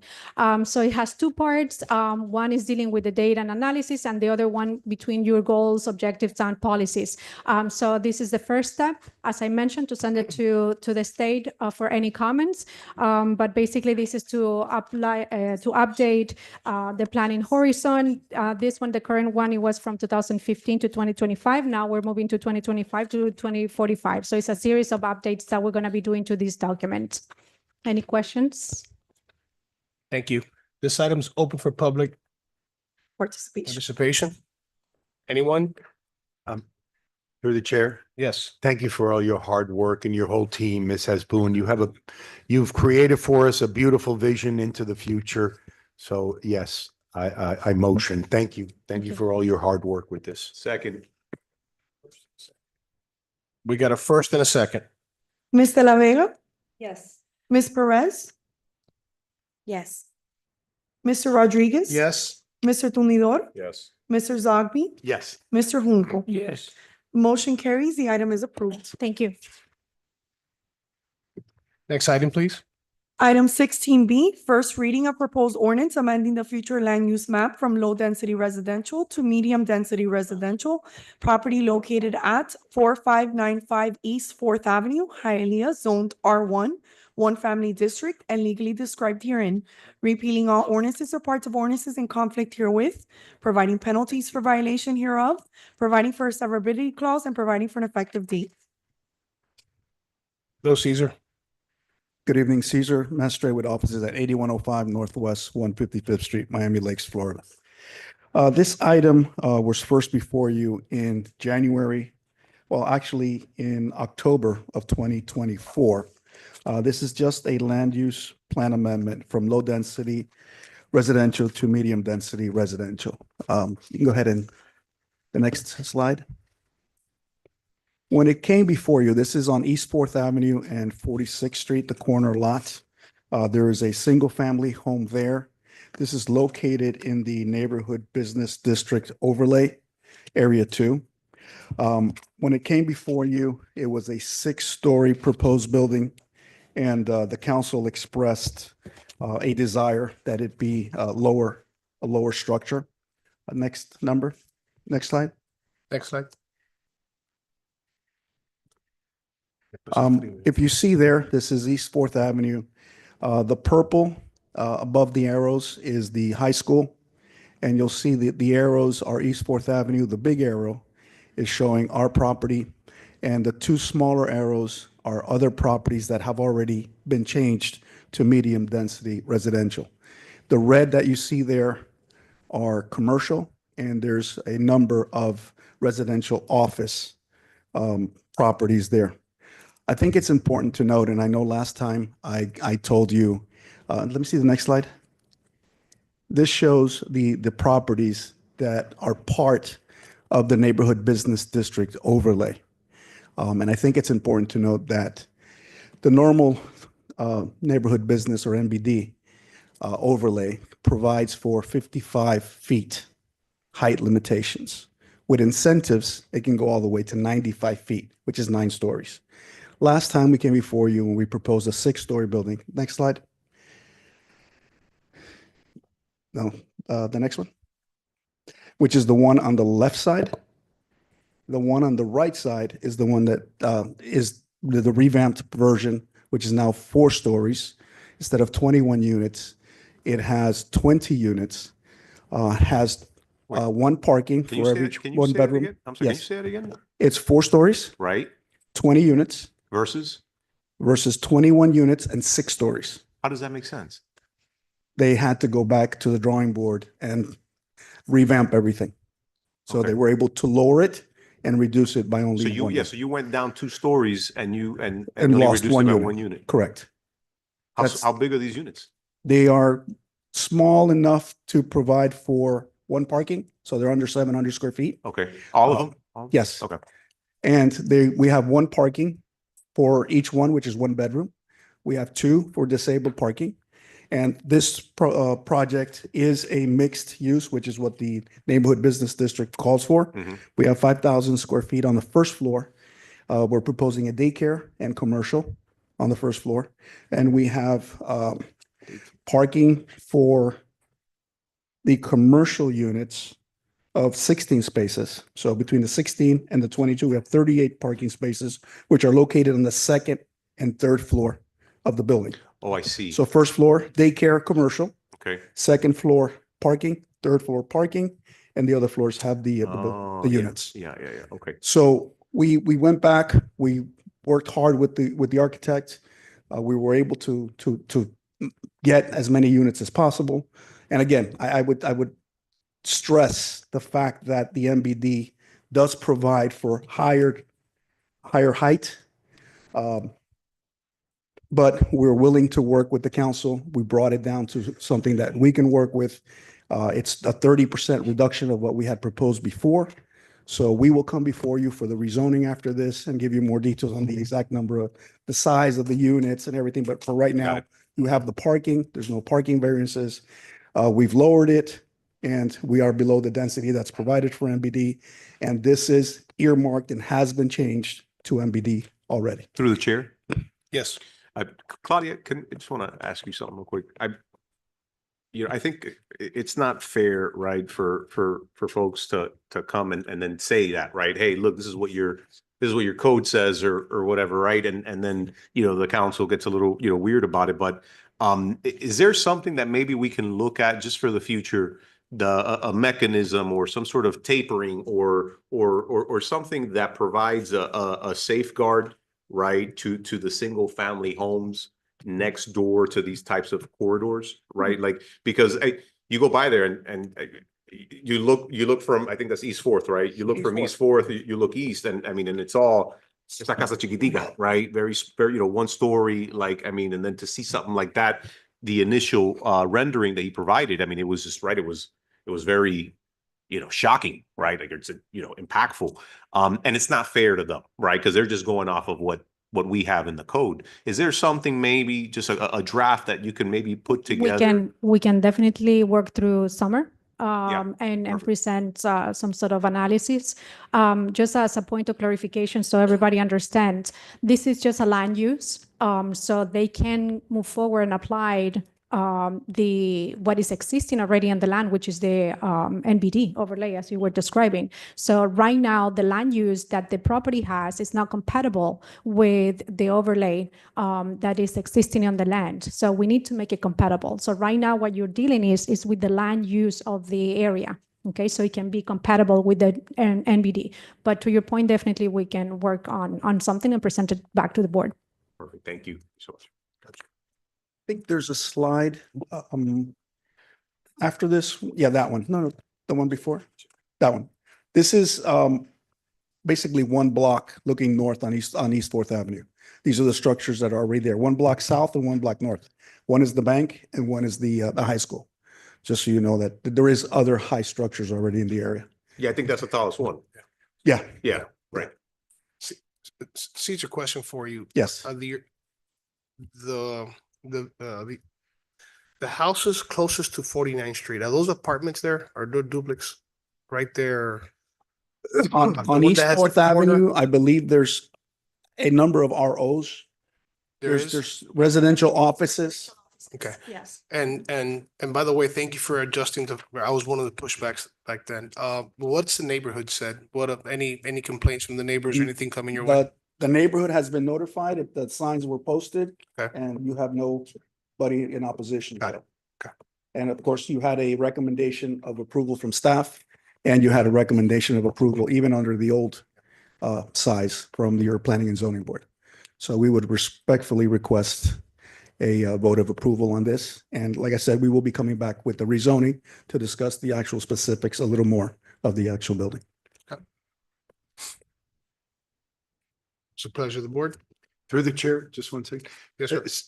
Thank you. Caesar, remind me again, because I'm looking at the old planning and zoning. Did you say that the floors went down? Remind me, you said it in the. It went from 6 stories to four. 4 stories, correct. And it's got commercial on Yes. the first floor, Yeah. parking, second floor, third floor. No parking variances. When we go to zoning, you'll hear that again. And then the apartments are located on 3 and 4. 20 units from 21. 3 and 4. Motion, I motion. Thank you. Got a motion from Carl Zogby, Mr. Carson. Second. Second from Mr. Junco. Ms. Perez, Yes. Mr. Rodriguez. Yes. Mr. Tundidor, Oh, I'm sorry. I'm sorry. I'm hungry. your vote? Yes. Thank you. Mr. Zogby, Yes. Mr. Junco, Yes. Ms. De La Vega. Yes. Motion carries. The item is approved. Second reading and public hearing is scheduled for June 10th, 2025. Thank you. Item 16C, first reading of proposed ordinance amending the future land use map from low-density residential to commercial. Property located at 841 East 24th Street, Hialeah, zoned R1, one family district, and legally described herein. Repealing all ordinances or parts of ordinances in conflict herewith, providing penalties for violation hereof, providing for a severability clause, and providing for an effective date.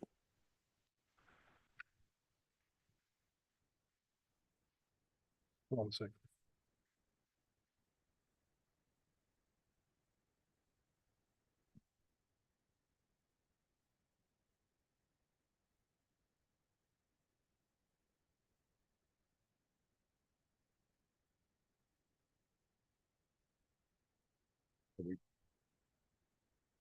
Are we waiting for? Sorry, I was reading something. Oh, okay. I'm Do you want to switch and I become president for today? No, it was brought to my attention something. I apologize. Just temporarily? Are we- So we read the item into the record? Yeah, so. No, sir, it's Oh, it's that's not not for the this. one, yeah. It's not Yeah, for yeah, this yeah. item. We're close, we're It's for close. zoning, 18C. This first reading. Yeah, I looked when you mentioned it and it's not That's one of right. mine. Yes. So item on the first reading. Good. Do we have a motion? I have, I motion yes. This business is wonderfully run and I'm sure their addition will be just as wonderfully run as their main business. So my motion is yes. And we have a second by Mr. Junco. We got a first, we got a second. Wait, Ms. Perez? I'm sorry. Are we on item C? Yes, ma'am, and land use. Okay, it's a business? Okay. I was off on the next one. 18C. 18C. Okay, gotcha. Sorry. 18C. Okay, All right. got it. Yes. We got a 1, 2, and 3. Mr. Rodriguez? Yes. Mr. Tundidor? Yes. Mr. Zogby? Yes. Mr. Junco? Yes. Ms. De La Vega? Yes. Motion carries. The item is approved. Second reading and public hearing is scheduled for June 10th, 2025. And Excuse me, just I so you know, apologize. there's a companion file to this tonight, which is 18F. 18. It'll be, yeah. Can we do that? Exactly the same place. Yes, please. You can take it out of order if there's no objection Thank you. and Please do. and it's announced by the clerk. Thank you. Item 18F. First reading of proposed ordinance rezoning property from R1, one family district to C1, restricted retail commercial district, granting a variance permit to allow 0 parking spaces where 11 parking spaces are required. In contrast to Hialeah Code of Ordinances, section 98-2189, subsection 7. Property located at 841 East 24th Street, Hialeah, zoned R1, one family district, and legally described herein. Repealing all ordinances or parts of ordinances in conflict herewith, providing penalties for violation hereof, providing for a severability clause, and providing for an effective date. Okay. Yes, sir. This is the same item as the Same one that item, you just so voted on, the land Do we have use. a motion? Through the chair. Yes. Yeah, I'm going to motion yes, because although it says 0 parking spaces, this is just the same members that are in this medical facility that are going to be treated in a different area. So it's not all new. It's members. gonna be a wellness center. Yes, right. Ancillary to the medical center. Exactly. So On they the other have side of plenty the of alley. parking Correct. in the medical Yes. center. As a matter of Yes. fact, we've been asked by staff to close off the entrance on 24th Street so that Yeah. the only entrance will be on 25th Street. Yes, motion. We got a motion? Do we have a second? Second from Councilman Tundidor. Please take roll. Mr. Rodriguez? Yes. Mr. Tumnidor? Yes. Mr. Zogby? Yes. Mr. Junco? Yes. Ms. De La Vega? Yes. Ms. Perez? Yes. Motion carries. The item is approved. Second reading and public hearing is scheduled for June 10th, 2025. Thank you. Good night and congratulations on the presidency and vice presidency. Thank you. Next item, please. 18A.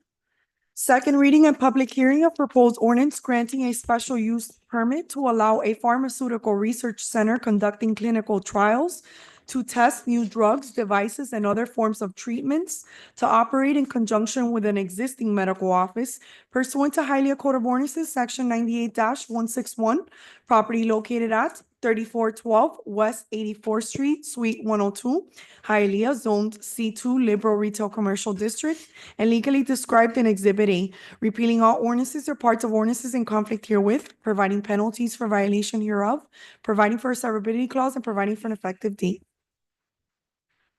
Aurelio Torres, 3412 84th Street, Hialeah, 33018. This is my second presence here for the clinical research site located in the same place we practice. We have already a recommendation and we accepted that. Thank you. Items open for public conversation? If not. we got a Motion. We got a motion? Second. And we got a second. Mr. Tumnidor? Yes. Mr. Zogby? Yes. Mr. Junco? Yes. Ms. De La Vega? Yes. Ms. Perez? Yes. Mr. Rodriguez? Yes. Motion carries. The item is approved. Thank you. Thank you.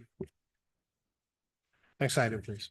18B, first reading of proposed ordinance approving the closure, vacation, and abandonment of the right-of-way portion for public use of the south 6 feet of the 12-foot alley lying north of and adjacent to track 36 FD of said plat of the revised plat of 16th addition to Hialeah, and the south 6 feet of the 12-foot alley lying north of and adjacent to the east 12 feet of lot 21, block 36-F of said plat of 16th addition to Hialeah, and the north 6 feet of the 12-foot alley lying south of and adjacent to the east 140 feet of track 36-FA of said plat of the revised plat of the 16th addition to Hialeah, containing 2,160 square feet more or less, as depicted and legally described in Exhibit A, repealing all ordinances or parts of ordinances in conflict herewith, providing penalties for violation hereof, providing for a severability clause, and providing for an effective date.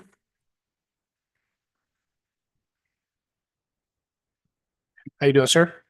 Good evening, council members. Robert Fernandez from RHF Law Firm, 8440 Grand Canal Drive, Miami, Florida, 33144, on behalf of Storall, 27th East 8th Avenue. With me today, I have Felix Pardo from FDA Design, who's the lead architect. We believe this is a non-controversial item. It's the first part on the site plan. We have to move a water main. Mr. Pardo has taken a lead with the Building and Zoning Department. Any questions you might have, we're happy to answer them. Thank you. Thank you. Motion. We got a motion. Second. We got a second from Mr. Zogby. Mr. Zogby? Yes. Mr. Junco? Yes. Ms. De La Vega? Ms. Perez? Yes. Mr. Rodriguez? Yes. Mr. Tumnidor? Yes. Motion carries. The item is approved. Second reading and public hearing is scheduled for June 10th, 2025. Thank you very much. Have a good evening. Thank you. Next item, please.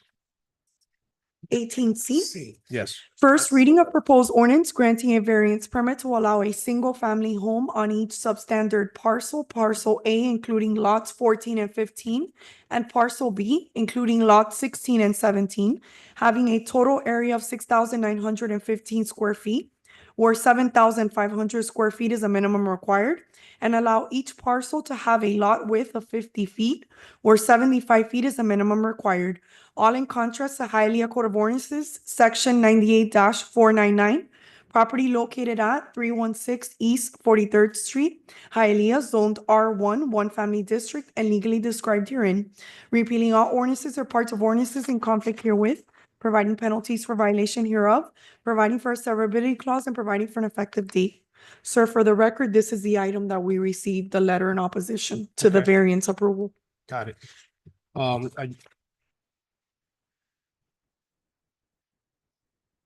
We don't, unless you want Gotcha. to. I do want to read it. Does every council member have the letter? Yeah. Mhm. Yes. All right. How you doing, sir? Buenas tardes, mi nombre es Uni Palacio y vivo en el 650 West 15th Street, Hialeah, Florida. Good afternoon. My name is Juni Palacios. I reside in 650 Street, Hialeah, Florida 33010. Sí, sí, sí. So, estoy aquí para presentar un proyecto de fabricar dos casas modernas en el East de Hialeah. I'm here to present a project for 2 modern houses En el East de Hialeah. En el East de Hialeah. in the east of Hialeah. Okay. Señor, perdón, ¿me dijiste la dirección de su casa cuál es? 650 West 15th Street. Thank you. Appreciate that. Okay. All right. Can you please read the letter? Sure. Thank Can I borrow your copy, sir? Because I don't have a printed copy of it. Thank you. Sure. May 27th, 2025, City of Hialeah City Council, 501 Palm Avenue, Hialeah, Florida, 33010. Opposition to variance for 316 East 43rd Street. Strong support for conditions. Dear honorable members of the City Council, we are writing as concerned residents of the City of Hialeah to formally express our strong opposition to allowing a variance at 316 East 43rd Street, which seeks to allow the construction of single-family homes on a substandard parcel at the address. Granting this variance, which permits lot widths below the 75-foot minimum and a total area under the required 7,500 square feet, sets a concerning precedent and threatens the established character, infrastructure, and livability of our community. While we oppose the variance in its current form, we strongly support the 5 conditions imposed by the Planning and Zoning Board should the variance proceed. These conditions are critical in safeguarding the neighborhood and ensuring any development adheres to responsible standards. Specifically, we support the removal of the RV from the property by the second reading of the ordinance, entering into a declaration of restrictions requiring the development of the property according to submitted plans within 12 months, and that both substandard lots be used only for single-family homes. Restoration of the green area within the swale to grass, maintaining a uniform and aesthetic streetscape. Strict prohibition of parking in the swale areas at all times, helping to preserve safety, visibility, and public access. Correction of all code violations currently present on the property to ensure compliance with city regulations and demonstrate good faith on the part of the property owner. Approving variances that allow substandard lots without strict oversight encourages disregard for the zoning standards that protect the integrity and livability of our neighborhoods. We urge you to reject the variance or, at the very least, ensure that all 5 conditions are strictly enforced and legally binding. Thank you for your attention and service to the residents. Respectfully, David Perez, Teresa Mejides Perez, residing at 322 East 43rd Street, Hialeah, Florida, 33013. Thank you. Charlie, do me a favor. Can you explain a little bit of background on this right here? Can you explain a little bit on the sublots in the area? Sure. So this property has been in our office for quite some time already, for at least 8 months. We have been working with the applicant. At the beginning, he brought an application similarly to subdivide the lot into the 2 lots. However, the design of the 2 single-family homes, they were very conducive to actually be subdivided and create multifamily units. Therefore, we presented that item to Planning and Zoning Board with recommendation of denial, and the applicant then went back to the drawing board and started redesigning the single-family homes. Right now, he has an improved project for the 2 proposed lots with a car garage, double car garage, with 4 bedrooms and 2 bathrooms in each of the lots, and with a potential pool in the yard in each particular single-family home. So with all the conditions that the staff and Planning and Zoning Board proposed, and with the improved redesign of the house, We believe that this proposal is in alignment with other similar approval projects that you have done throughout the city. Gotcha. Question for you, but in that particular block, do we have any sub lots like this or no? In that block in particularly, let me just double check here.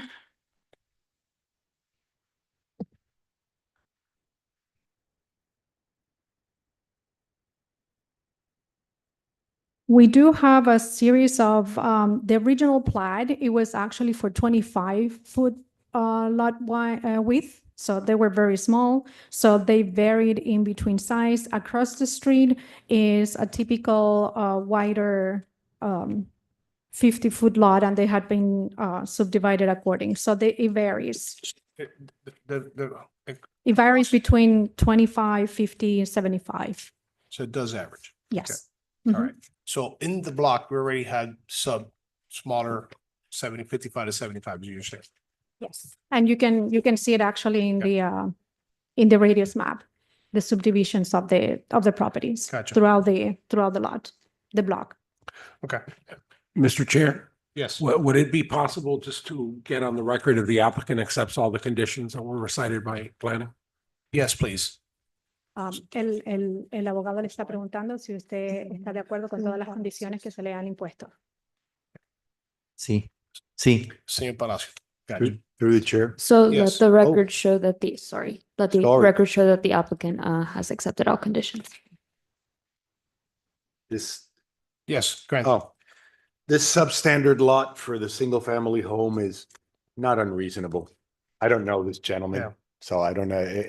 It's a reasonable request. We've approved quadplexes on lots this size, substandard lots, so I don't think this will be a terrible thing for the neighborhood whatsoever. And it's a new house. It's a beautiful big lot now, but makes no sense. Through the, So I say motion, go ahead. through the I'm chair, sorry. yeah. Go ahead. Just, I think the problem was with the design of the house. Correct me if I'm wrong, Claudia. Originally, yes, it was an issue. I don't have the plan. Do you have the? Well, is it, so he was able to, because I think the issue was that the design of the house looked like a motel, just kind of, with different units from one end to the other, right? So I think Originally, yes, you're correct. Since then, it has been modified. Yes, sir. and then it's going to be I'm sorry, through the chair, and it's going to be two houses on this one big lot. It's going to be the lot, it's going to be cut in half. Right. So there's going to be two single-family lots with two single-family homes one in each side. So it's going to be one home in each lot. Correct. Yeah, I got it. Okay. And then how many rooms and bathrooms? They have 4 bedrooms and 2 bathrooms 4 bedrooms, 2 baths for each house. for each house. Wow, big house there. Yeah, small lot. Okay, perfect. We got a motion from Mr. Carl Zogby. That's correct. Second. Please take roll. Mr. Junco, Yes. Ms. De La Vega, Yes. Ms. Perez, Yes. Mr. Rodriguez, Yes. Mr. Tumidor, Yes. Mr. Zogby. Yes. Motion carries. The item is approved. Second reading and public hearing is scheduled for June 10th, 2025. Gracias y buenas noches. Thank you. Bye. Thank you, and have a good night. Next item, please. Item 18D, first reading of proposed ordinance granting a variance permit to allow a total lot coverage of 48%, where 30% is a maximum allowed.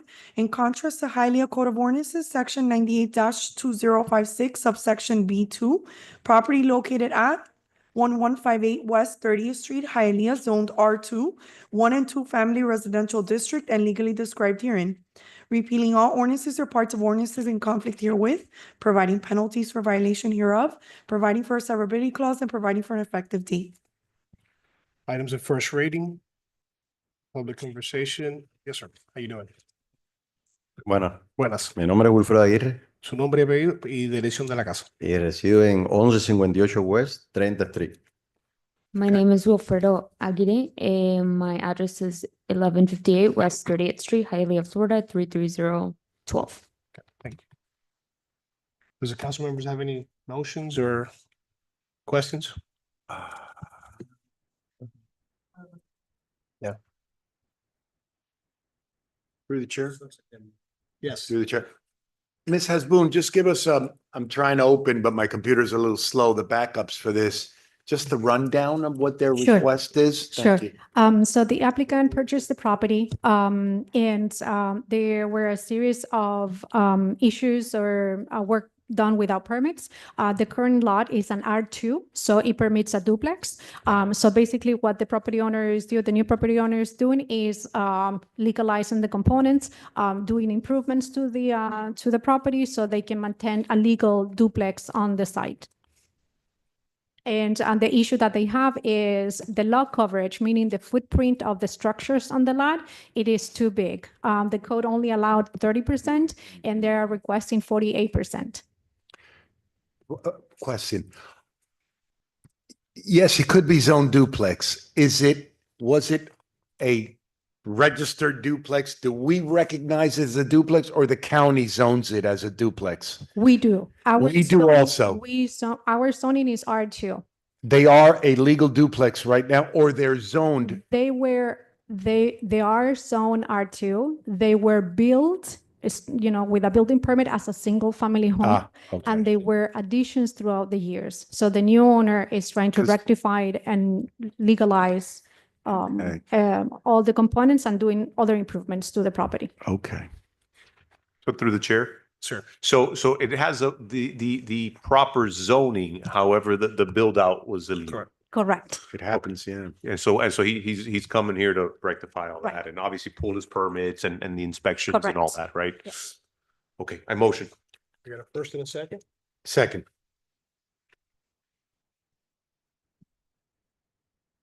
Ms. De La Vega? Yes. Ms. Perez? Mr. Rodriguez? Yes. Mr. Tunidor? Yes. Mr. Zogby? Yes. Mr. Junco? Yes. Motion carries. The item is approved. Second reading and public hearing is scheduled for June 10th, 2025. Thank you. Thank you. Next item, please. We've already approved 18F, so we're moving to 18G. Recommendation of denial from the Planning and Zoning Board for the granting of a variance permit to allow the expansion of an existing non-conforming 256 square feet manual car wash business granted by ordinance number 90 We're not listening to yours tonight, Alex. It's all right. It's all right. Still feel low. Apologize. Yes. I apologize. The next item is E. First reading of proposed ordinance granting a special use permit to allow the partial retrofit of an existing motel to operate as a mixed-use development project with a maximum of 31 residential units in conjunction with the existing 84 motel units pursuant to Hialeah Code of Ordinances, Section 98-161, granting a variance permit to allow residential use within the M1 Industrial District zoning district and allow 102 parking spaces where 146 parking spaces are required, all in contrast to Hialeah Code of Ordinances, Section 98-1371 and Section 98-2189, subsection 15. Property located at 1775 West Okeechobee Road, Hialeah, zoned M1 Industrial District and legally described in Exhibit A, repealing all ordinances or parts of ordinances in conflict herewith, providing penalties for violation hereof, providing for a severability clause, and providing for an effective date. Yes, Good sir. evening, council members. Congratulations, Mr. President, Mr. Vice President. Alejandro Arias, offices at 701 Brickell Avenue. I'm joined tonight by my colleagues Erica Adams and Hugo Arza, representing the applicant. Next slide, please. The subject property is nearly 2 acres in size, fronting on Okeechobee Road between West 17th Street and West 19th Street. Next slide. This is a site that has a land use designation of industrial and is zoned M1 industrial, which allows for the current motel use on the property as of right. Next slide. That existing motel being the Casanova's Boutique Motel, a 3-story, 93-unit motel featuring 27 enclosed garages, which was purchased by the applicant in December of 2022. Next slide. This motel is located in a pocket of the city that is primarily developed with industrial warehouses near Okeechobee Road, a major city corridor lined with a number of aging motel uses. Next slide. We're here tonight to promote a vision to take a measured approach to adaptively reuse and convert the existing enclosed garages to accommodate 31 residential units. 84 motel rooms will be maintained as part of this development program, but this is the first stage in a true residential multifamily transformation of a motel use. In order to accomplish this conversion, the applicant will require two things: a variance to allow residential uses within the M1 zoning district, and a minor non-use variance to allow 102 parking spaces where 146 spaces are required based on the new proposed mix of uses. Next slide. Ultimately, this proposal to undertake a measured model program, if you will, is something that can be the test case and catalyst for other motels in the area to undertake such a conversion. This proposal is phase one of the process and is the first step in understanding whether such a proposal is actually commercially feasible. As it stands today, the current as-of-right motel use can be rented for numerous hours, days, weeks, or months. What the applicant is trying to do is to make this a true multifamily product type. The applicant already has plans ready to add kitchenettes and convert all of the units of the existing motel, but it must first prove to be economically viable via this model program. So we hope to be back before you very quickly because the ultimate goal is to convert the entirety of the building. But as it stands today, these motel units can be rented hourly, weekly, and monthly, possibly up to yearly as it stands. So what we're trying to do is bring it into the real realm of multifamily housing. Ultimately, we ask that you share this vision to create the domino effect of changing what is an undesirable use into a potential much-needed residential use, something that will hopefully provide a clear path for future conversions of motels along this Okeechobee Road corridor and lead to true community revitalization. This application carries a recommendation of approval from staff. Next slide. With respect to safety measures on premises, and as referenced previously, this property was purchased by the applicant in 2022, and they've done a great job of cleaning up operations to prevent illicit activities. The owners follow the city and state requirements for motel safety and security measures.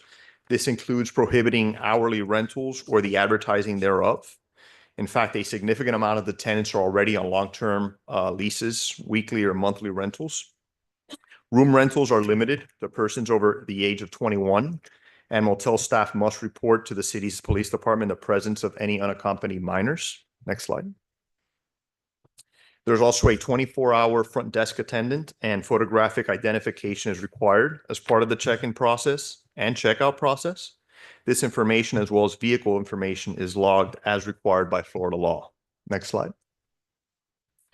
There's also closed circuit television and security cameras throughout the property, enhancing vigilance and crime deterrence. Next slide.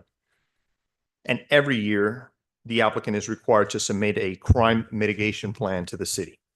This includes a peak hour report during which a security officer must be present 1 hour before and 1 hour after, verification of operable video surveillance systems, annual human trafficking awareness training, and engagement and cooperation with the police. Next slide. Now, given the current state of housing supply, the transformation of these existing garages into residential units for rent is a highly desirable initiative for the city of Hialeah. This is not a motel with illicit activities, but rather an intermediate option that is what some families can afford. That provides a better option than living in an illegal efficiency or a vehicle in some cases. This project will contribute to address the city's pressing need for diverse and proper housing options. Next slide.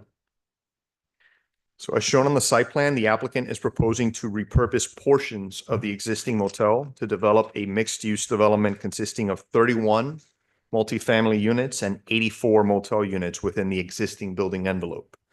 As previously mentioned, it currently has 93 motel units and 27 garage spaces. As part of the development plan, the applicant will convert all 27 of the existing garage spaces and 9 motel units into the 31 residential units. The project will also feature an enhancement to the landscape perimeter and vehicular ingress-egress on West 18th Street and West Okeechobee Road, as well as the inclusion of amenity enhancements such as a dog park, domino park, and pedestrian paseo access points, again seeking to revitalize the look of Okeechobee corridor. Next slide. These slides are a visual representation of the proposed conversion with the gray shading reflecting units that are to remain and the white shading identifying the residential unit retrofits. Next slide. And next slide. By repurposing underutilized spaces, this program efficiently increases the housing supply without the need for extensive new construction. Next slide. With respect to parking, 102 parking spaces will be provided on site, as well as off-street parking spaces surrounding the property. There's 14 of those, totaling 117 spaces. As referenced in staff's favorable recommendation, current zoning regulations would allow for reductions of parking requirements for smaller units.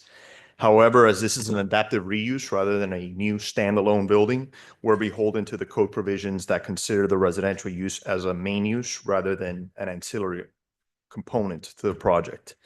Again, this is an instance of form over function. If we were building this as of right, as a brand new building, the parking requirement would be less. Functionally, however, each residential unit will have allocated parking spaces, 31 spaces, with the remainder of the on-site and off-site parking spaces to be utilized in a shared parking format. Based on the current use, there are numerous opportunities for this shared parking. Building management has identified that typically there's 40 to 50 open spaces unused every single day. And the property's proximity to the Okeechobee Metro Rail Station and numerous bus stops will also provide residents with convenient and efficient commutes and access to public transportation options. Next slide.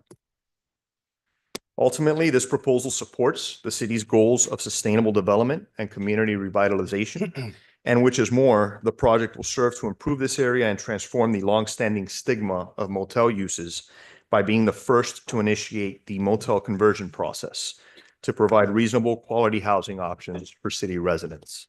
Based on the foregoing, we respectfully request approval and are here to answer any questions you may have. Thank you. Thank you.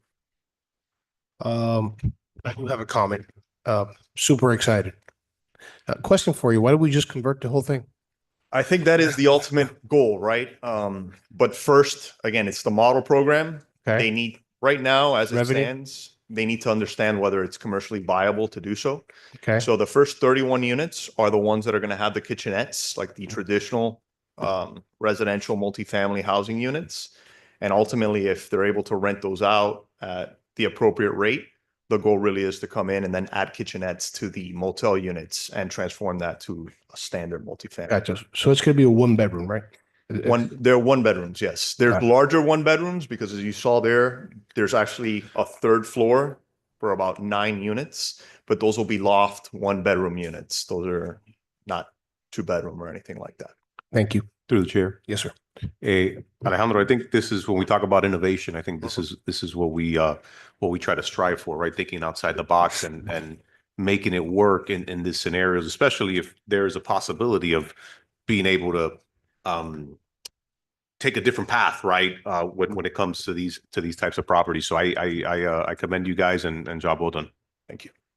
Thank you. Motion. A second. And a motion and a second, please. Ms. Perez? Yes. Mr. Rodriguez? Yes. Mr. Tumidor? Yes. Mr. Zogby? Yes. Mr. Junco? Yes. Ms. De La Vega? Yes. Motion carries. The item is approved. Second reading and public hearing is scheduled for June 10th, 2025. Thank you very much. Thank you. Next item. Item 18G, recommendation of denial from the Planning and Zoning Board for the granting of a variance permit to allow the expansion of an existing non-conforming 256 square feet manual car wash business granted by ordinance number 90-139, issuing a special use permit to allow said use on property zoned B1 highly restricted retail district, where manual car wash use has never been an allowed use in the B1 zoning classification, where manual car wash is not a permitted use under section 98-1987, where non-conforming manual car washes are only allowed on property zoned C1 restricted retail commercial district and C2 liberal retail commercial district, and where a declaration of restrictive covenants has been proffered in 1990, stating that the manual car wash would comply with sections A through G of ordinance number 89-81. The proposed expansion includes the construction of an additional 460 square feet structure, replacing an existing 460 square feet metal roof bill without the benefit of a building permit and in violation of the 1990 proffered Declaration of Restrictive Covenants, and that is inconsistent with the current building code requirements. Variance permit to allow 104 parking spaces where the existing shopping center was approved with 106 parking spaces and where 115 parking spaces are required. And variance permit to allow landscape mitigation of 15 canopy trees where only 4 canopy trees currently exist at the site that was originally approved with 20 canopy trees. Property is located at 5350 West 12th Avenue, Hialeah, zoned B1, highly restricted retail district. Good afternoon. Buenas Or good night, noches. right? Good evening. Buenas noches. Good Mi evening. nombre es Javier Gaitán y represento al doctor Jacinto Lam. My name is Javier 5350. Gaitan and I represent, ¿me repites el doctor? Jacinto Lam, Jacinto Lam, 5350 West, 5350. 12th Avenida, 12 Avenida. ¿Me repites? 5350 West, 12 Avenida. 12th Avenue. Ok, yo soy el property manager. En el 90 yo fui el que vine y saqué el special use permit en B1. I'm the project manager currently, and I was the one that was able to pull the special permit in the 90s. 1990. In 1990. Anteriormente teníamos un inquilino ahí, pero ese inquilino Previously, we had someone on the property. convirtió el negocio en un expendio de drogas y de una alta criminalidad. So they had converted the business into something that had to deal with drugs and high criminality. So yo no renové el contrato. Therefore, I didn't renovate the contract. Al no renovar el contrato, no sabía que si yo tenía un bill of sale, As I didn't renew the contract, I did not have a bill of sale. no podía continuar trabajando. Therefore, I couldn't continue working on that property. So, en el 5 años después, en el 95, 5 years later, in 1995, son más o menos 3 décadas, more or less 3 decades after, nosotros colocamos un techo para coger un poco de sombra para los empleados. we placed a roof for employees to be able to have some sort of shade. No construimos nada, solo pusimos un canopy que es desarmable. We didn't build anything per se, but it was some sort of canopy that was So, yo esta noche vengo muy respetuosamente a pedirle al consejo que me dé la oportunidad de legalizar ese canopy que está ahí. So lucía tonight I come y así respectfully puede- to ask the council to así quiero legalize that colocarlo. canopy to be able to place that canopy on the property. Si quiere colocarlo ya con la señora anterior de zonificación, teníamos conversaciones. Ella nos pidió quitar esto, ya se removió. Lo único que queda sería tener la oportunidad With the previous staff member, we worked to get rid of it, and now we're working to be able to place de it. tener la oportunidad de continuar, primero en que me den la oportunidad de legalizar el techo y segundo continuar sirviendo a la comunidad y a la ciudad de Hialeah como yo lo he venido haciendo por los últimos 50 años. And be able to legalize the 50, canopy 50. and be able to continue giving service to the city of Hialeah and the community for the last 15 years like I've been doing. 15 years. 50 years. Así lo sería ahora. Those are pictures of how it would look now. En ese momento eso era lo que había anteriormente. And that's what was there previously. Y luciría así, de esta manera. And then it would look like the De below verdad, rendering luciría así. of it. En referente a los árboles, In reference to the trees, los árboles nunca fueron. ¿Ah? Sí, claro. Referente a los árboles nosotros nunca los quitamos. Lo que pasa es que con el tiempo, the trees we never removed, but with time, los huracanes nos los han tumbado. The hurricanes have knocked them over or toppled them over. Yo no sabía que tenía que reemplazarlos por los mismos árboles, los reemplacé por palmas. Si ustedes van a la propiedad, yo me imagino que están. So I was not aware that I had to replace the trees. So in their place, there is palms. Yo los cambié por palmas y tengo toda la propiedad llena de palmas y de zona verde. And the property is full of palms and green area. Pero yo no tengo problema en volver, ¿sale la microfilms? Ningún problema en volver a colocar esos árboles en el lugar como tiene los microfilms. But again, I do not have an issue Exactly. with replacing the trees, how they Exactamente. read down the microfilms as they were placed in that way before. Los árboles que pidió ellos ahí, que pide el Departamento de Zonificación. As it is something that the planning and zoning board Después yo required of me. tenía conversaciones con ellos, yo ya tomé la orden de los árboles que no son unos árboles. So after having talks with them, I took the order of the, placing the trees. Because esos árboles no se encuentran en Home Depot o en Lowe's. So those trees you don't find in Home Depot or Lowe's. So Ya te hice la orden y se demoran de 1 a 2 meses. I've already made the order and usually they take about 2 to 3 months to be able to Pero install. no tengo un problema en volver a poner. But again, I have no issue with replacing the trees where they used to be. Back to where it was. Thank you. Claudia, I got a question for you. He estado dando un. Oh, okay. Okay, Claudia, so so pretty much this proposal here that he's giving us with a green, did you see this? I haven't seen it, no. You haven't seen this? So I guess my question will be,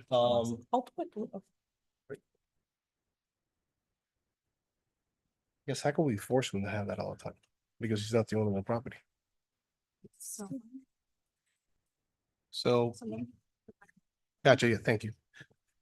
So, no hablaste en inglés, okay? And so, I'm willing to listen to have a car wash there, and I like the greenery, and I know the neighborhood, and you're right, it was pretty rough. I guess my question will be, how can we force the car wash to have that, the green, the So yeah. Yo me comprometo. can I explain? Yeah, Can I? Okay, No, no, for her. that's a question Yeah. for staff. That's for staff. Okay, that's a question for staff. Out of this picture to explain it. So what is in blue, this is an illegal canopy. Gotcha. This canopy does not have a building permit, and we are not requesting the landscaping buffer over here. We requested the trees that were approved on the regional site plan to be brought back. Okay. The canopy that is towards this area is the one, not this one towards the avenue, but towards the street is the one that it was legally done in 1990. Okay. The staff recommendations, they were for approval with conditions that this canopy is removed and the other that is legal be expanded, because currently it's smaller to what it was originally approved for. Okay. And the applicant did not accept those conditions. Okay, thank you. So you do understand that if you had a conversation with her and accepted her proposal, it would have been passed? Well, I had. Excuse me, it would have been as a recommendation. Previous conversation with the previous manager from the zonification. Mhm. The business closed for the last 6 months, and we've been having conversation. The last conversation I had with her was that to start doing the whole process, so Okay. she will be able to give us a good recommendation. But at the end of the road, that didn't happen. Okay, so you do have a denial right now, so you Yes, understand. I what- have yeah, it. So I'm trying to help. Now that, I'm trying to help right now. yeah, thank you, sir. So what I'm trying to tell you is my advice will be to speak with her and get something, because we're not gonna I'm not gonna overturn Yeah. it. So my conversation, Yeah, that canopy's been there for the last 30 years, though. And- Julian Perez, 5350 Northwest 12th Avenue. Basically, what we were trying to arrange with her is like, if the legalization cannot be done, then the other route, because we have spent about more than $25,000. Oh, yeah, we have spent more than 25,000 in the whole variance process. So just for the city to allow us at least, 2 years to work with that existing illegally built canopy, which had been there for 35 years. And then, so we can capitalize. And after that, we demolish that, and then we go with the proposal that they did, which is amazing. The only thing we did the estimates, and it's about $85,000 to build that new car wash. So because we already spent like $25,000, we just need some time to capitalize, and then in a year or 2 years, whichever the city allow us to do, demolish that one and then build a new one. That's if the legalization side cannot be done. That's the Gotcha, idea. but I don't think the city can choose that, right? Or. I mean, that is a proffer from the applicant. I don't know if you have this in your package. This was part of, And the business has been there for a long time, so I'm trying to see, so it won't go for a vote of denial, something maybe you can table it, have a conversation again, so it won't be dead in the water. So.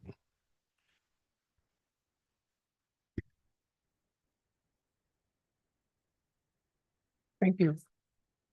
Because the area is a residential area. You have some nice houses around the area there too, so. In the last past 35 years, we have never had a problem there. And to the previous tenant start doing their own business. Yeah.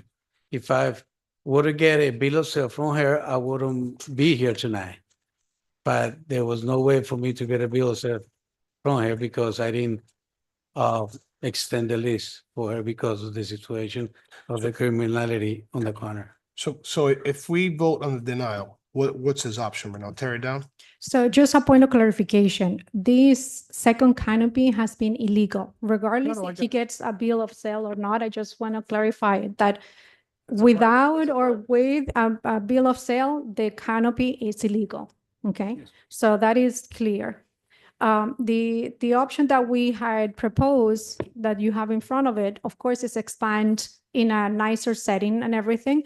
And tonight, actually, the business owner is proffering that to maintain the illegal canopy up to, if possible, 2 years, so I can capitalize and then demolish it and build the one that you up to proposed. 2 years, he's saying, and then demolish it and remodel. I mean, that is an illegality that is going to be perpetuated. I don't know what other forms of enforcement that they have to be in place in order to legalize it, but it's going to be out of my purview to figure it out if. No, I mean, if the council wants to consider that, the recommendation would be that that a covenant provide that within 2 years, that they will replace it with a lawful covenant, and if they not do so, it be enforceable as a code enforcement violation and any other method that the city can enforce with a daily fine, going to the magistrate and the whole thing. That's if the council's inclined to do that. Through the Yes, please. through the chair. So, how do we kind of come to a compromise, right? Because if it's illegal, it's illegal, and right, we have to enforce that. Because if not, that creates bad behavior with, right, other businesses. So how do we come to a compromise? Are we as city council able to, I think 2 years is probably not reasonable. Or give us the opportunity to legalize that roof. Yeah, but that's. Excuse me, unfortunately, that canopy is not legalized. It's over a driveway throughout the parking lot area. So it's blocking parking spaces. It's blocking an area that it has to be open for circulation. So it has to be removed the way that it's located into the area. The other one can be expanded, the one that is legally permitted and placed. I'm in board with her if that's a possibility to at least to allow us a year and a half or maybe a year, that'll be fine for me. So, yeah, I mean, my opinion, I think we should table this right now. I think you should have a conversation with her because we're willing to listen, what I'm willing to listen, because you've been there for a long time and I don't want, not like you to close down, right? So, but I think a year sounds, 2 years is too much time.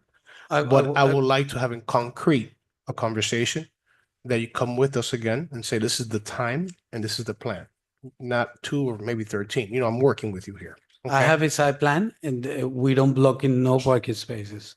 Okay, I'm sorry. Oh, the site plan shows you that, but unfortunately, I don't have it here. But the site plan shows you that we no blocking, no parking spaces. Okay. So to be honest with you, as a city, we have, the reason why I'm having a conversation with you is because you've been there for a long time. Okay, because I Mhm. think car washes, sometimes they get complicated, especially in that one. So my advice to you is that we table this. That means we don't make a vote on it. You have a conversation with Claudia and you get a much shorter time than 24 months, and then we're waiting to listen to and maybe we can overturn it. I don't know. Okay. Understand? But right now, I think that'd be your best interest right now. All Okay. right. Can I ask you something? How the process work? Like if you table it, like, oh, right No, now? just, when you table, you speak, you go to. Oh, right now? office. No, yeah, for us to table it. Okay, perfect. So you can have a conversation with her Thank you. and see if we can come back to us with something that we both can agree, because right now I'm not gonna agree. Perfect. So just so you can know. Through the chair, are you seeking to table it to the second meeting Yes. right, Yeah, so they and can have a little date bit that more- will be announced by the clerk now? Yes, we need a motion and a second. Yeah, we need a motion with a date and a second. Can I have a to- motion? Yeah, motion. To table until June what's the 10th, date? sir? Mhm. And can I have? Is that enough time? Is that enough time, June 10th? Because that's June 10th is like, I said the second meeting. I'm just, Second meeting? the second meeting, yes. I'm just thinking June 10th is not enough time for them to. ¿Le da nombre también? Exacto. Pero lo que ellos preguntan es que si eso es suficiente tiempo para ti también. Yes, it is. Yes? Okay. So yes, we have a first and a second, We have a first. Who's Through the second? chair. Second. and Mr. Through the chair, before we Yes. take a vote, just have a Yes. question. Yes, Are any of these two gentlemen, Mr. Lamb or Mr. Gaitan? Javier Gaitan. Yes, sir. Okay, you're Mr. Gaitan. Yes, And sir. he is? He's the new tenant. Okay, so he hasn't been there. Let's get something straight. This man is the property manager. Correct. That's fine, beautiful. This man is gonna be the car wash person. He's the tenant, but he hasn't operated day one yet. No. So we're not taking a business away that's been there I see. 40 years. Well- They're trying to rent to a tenant.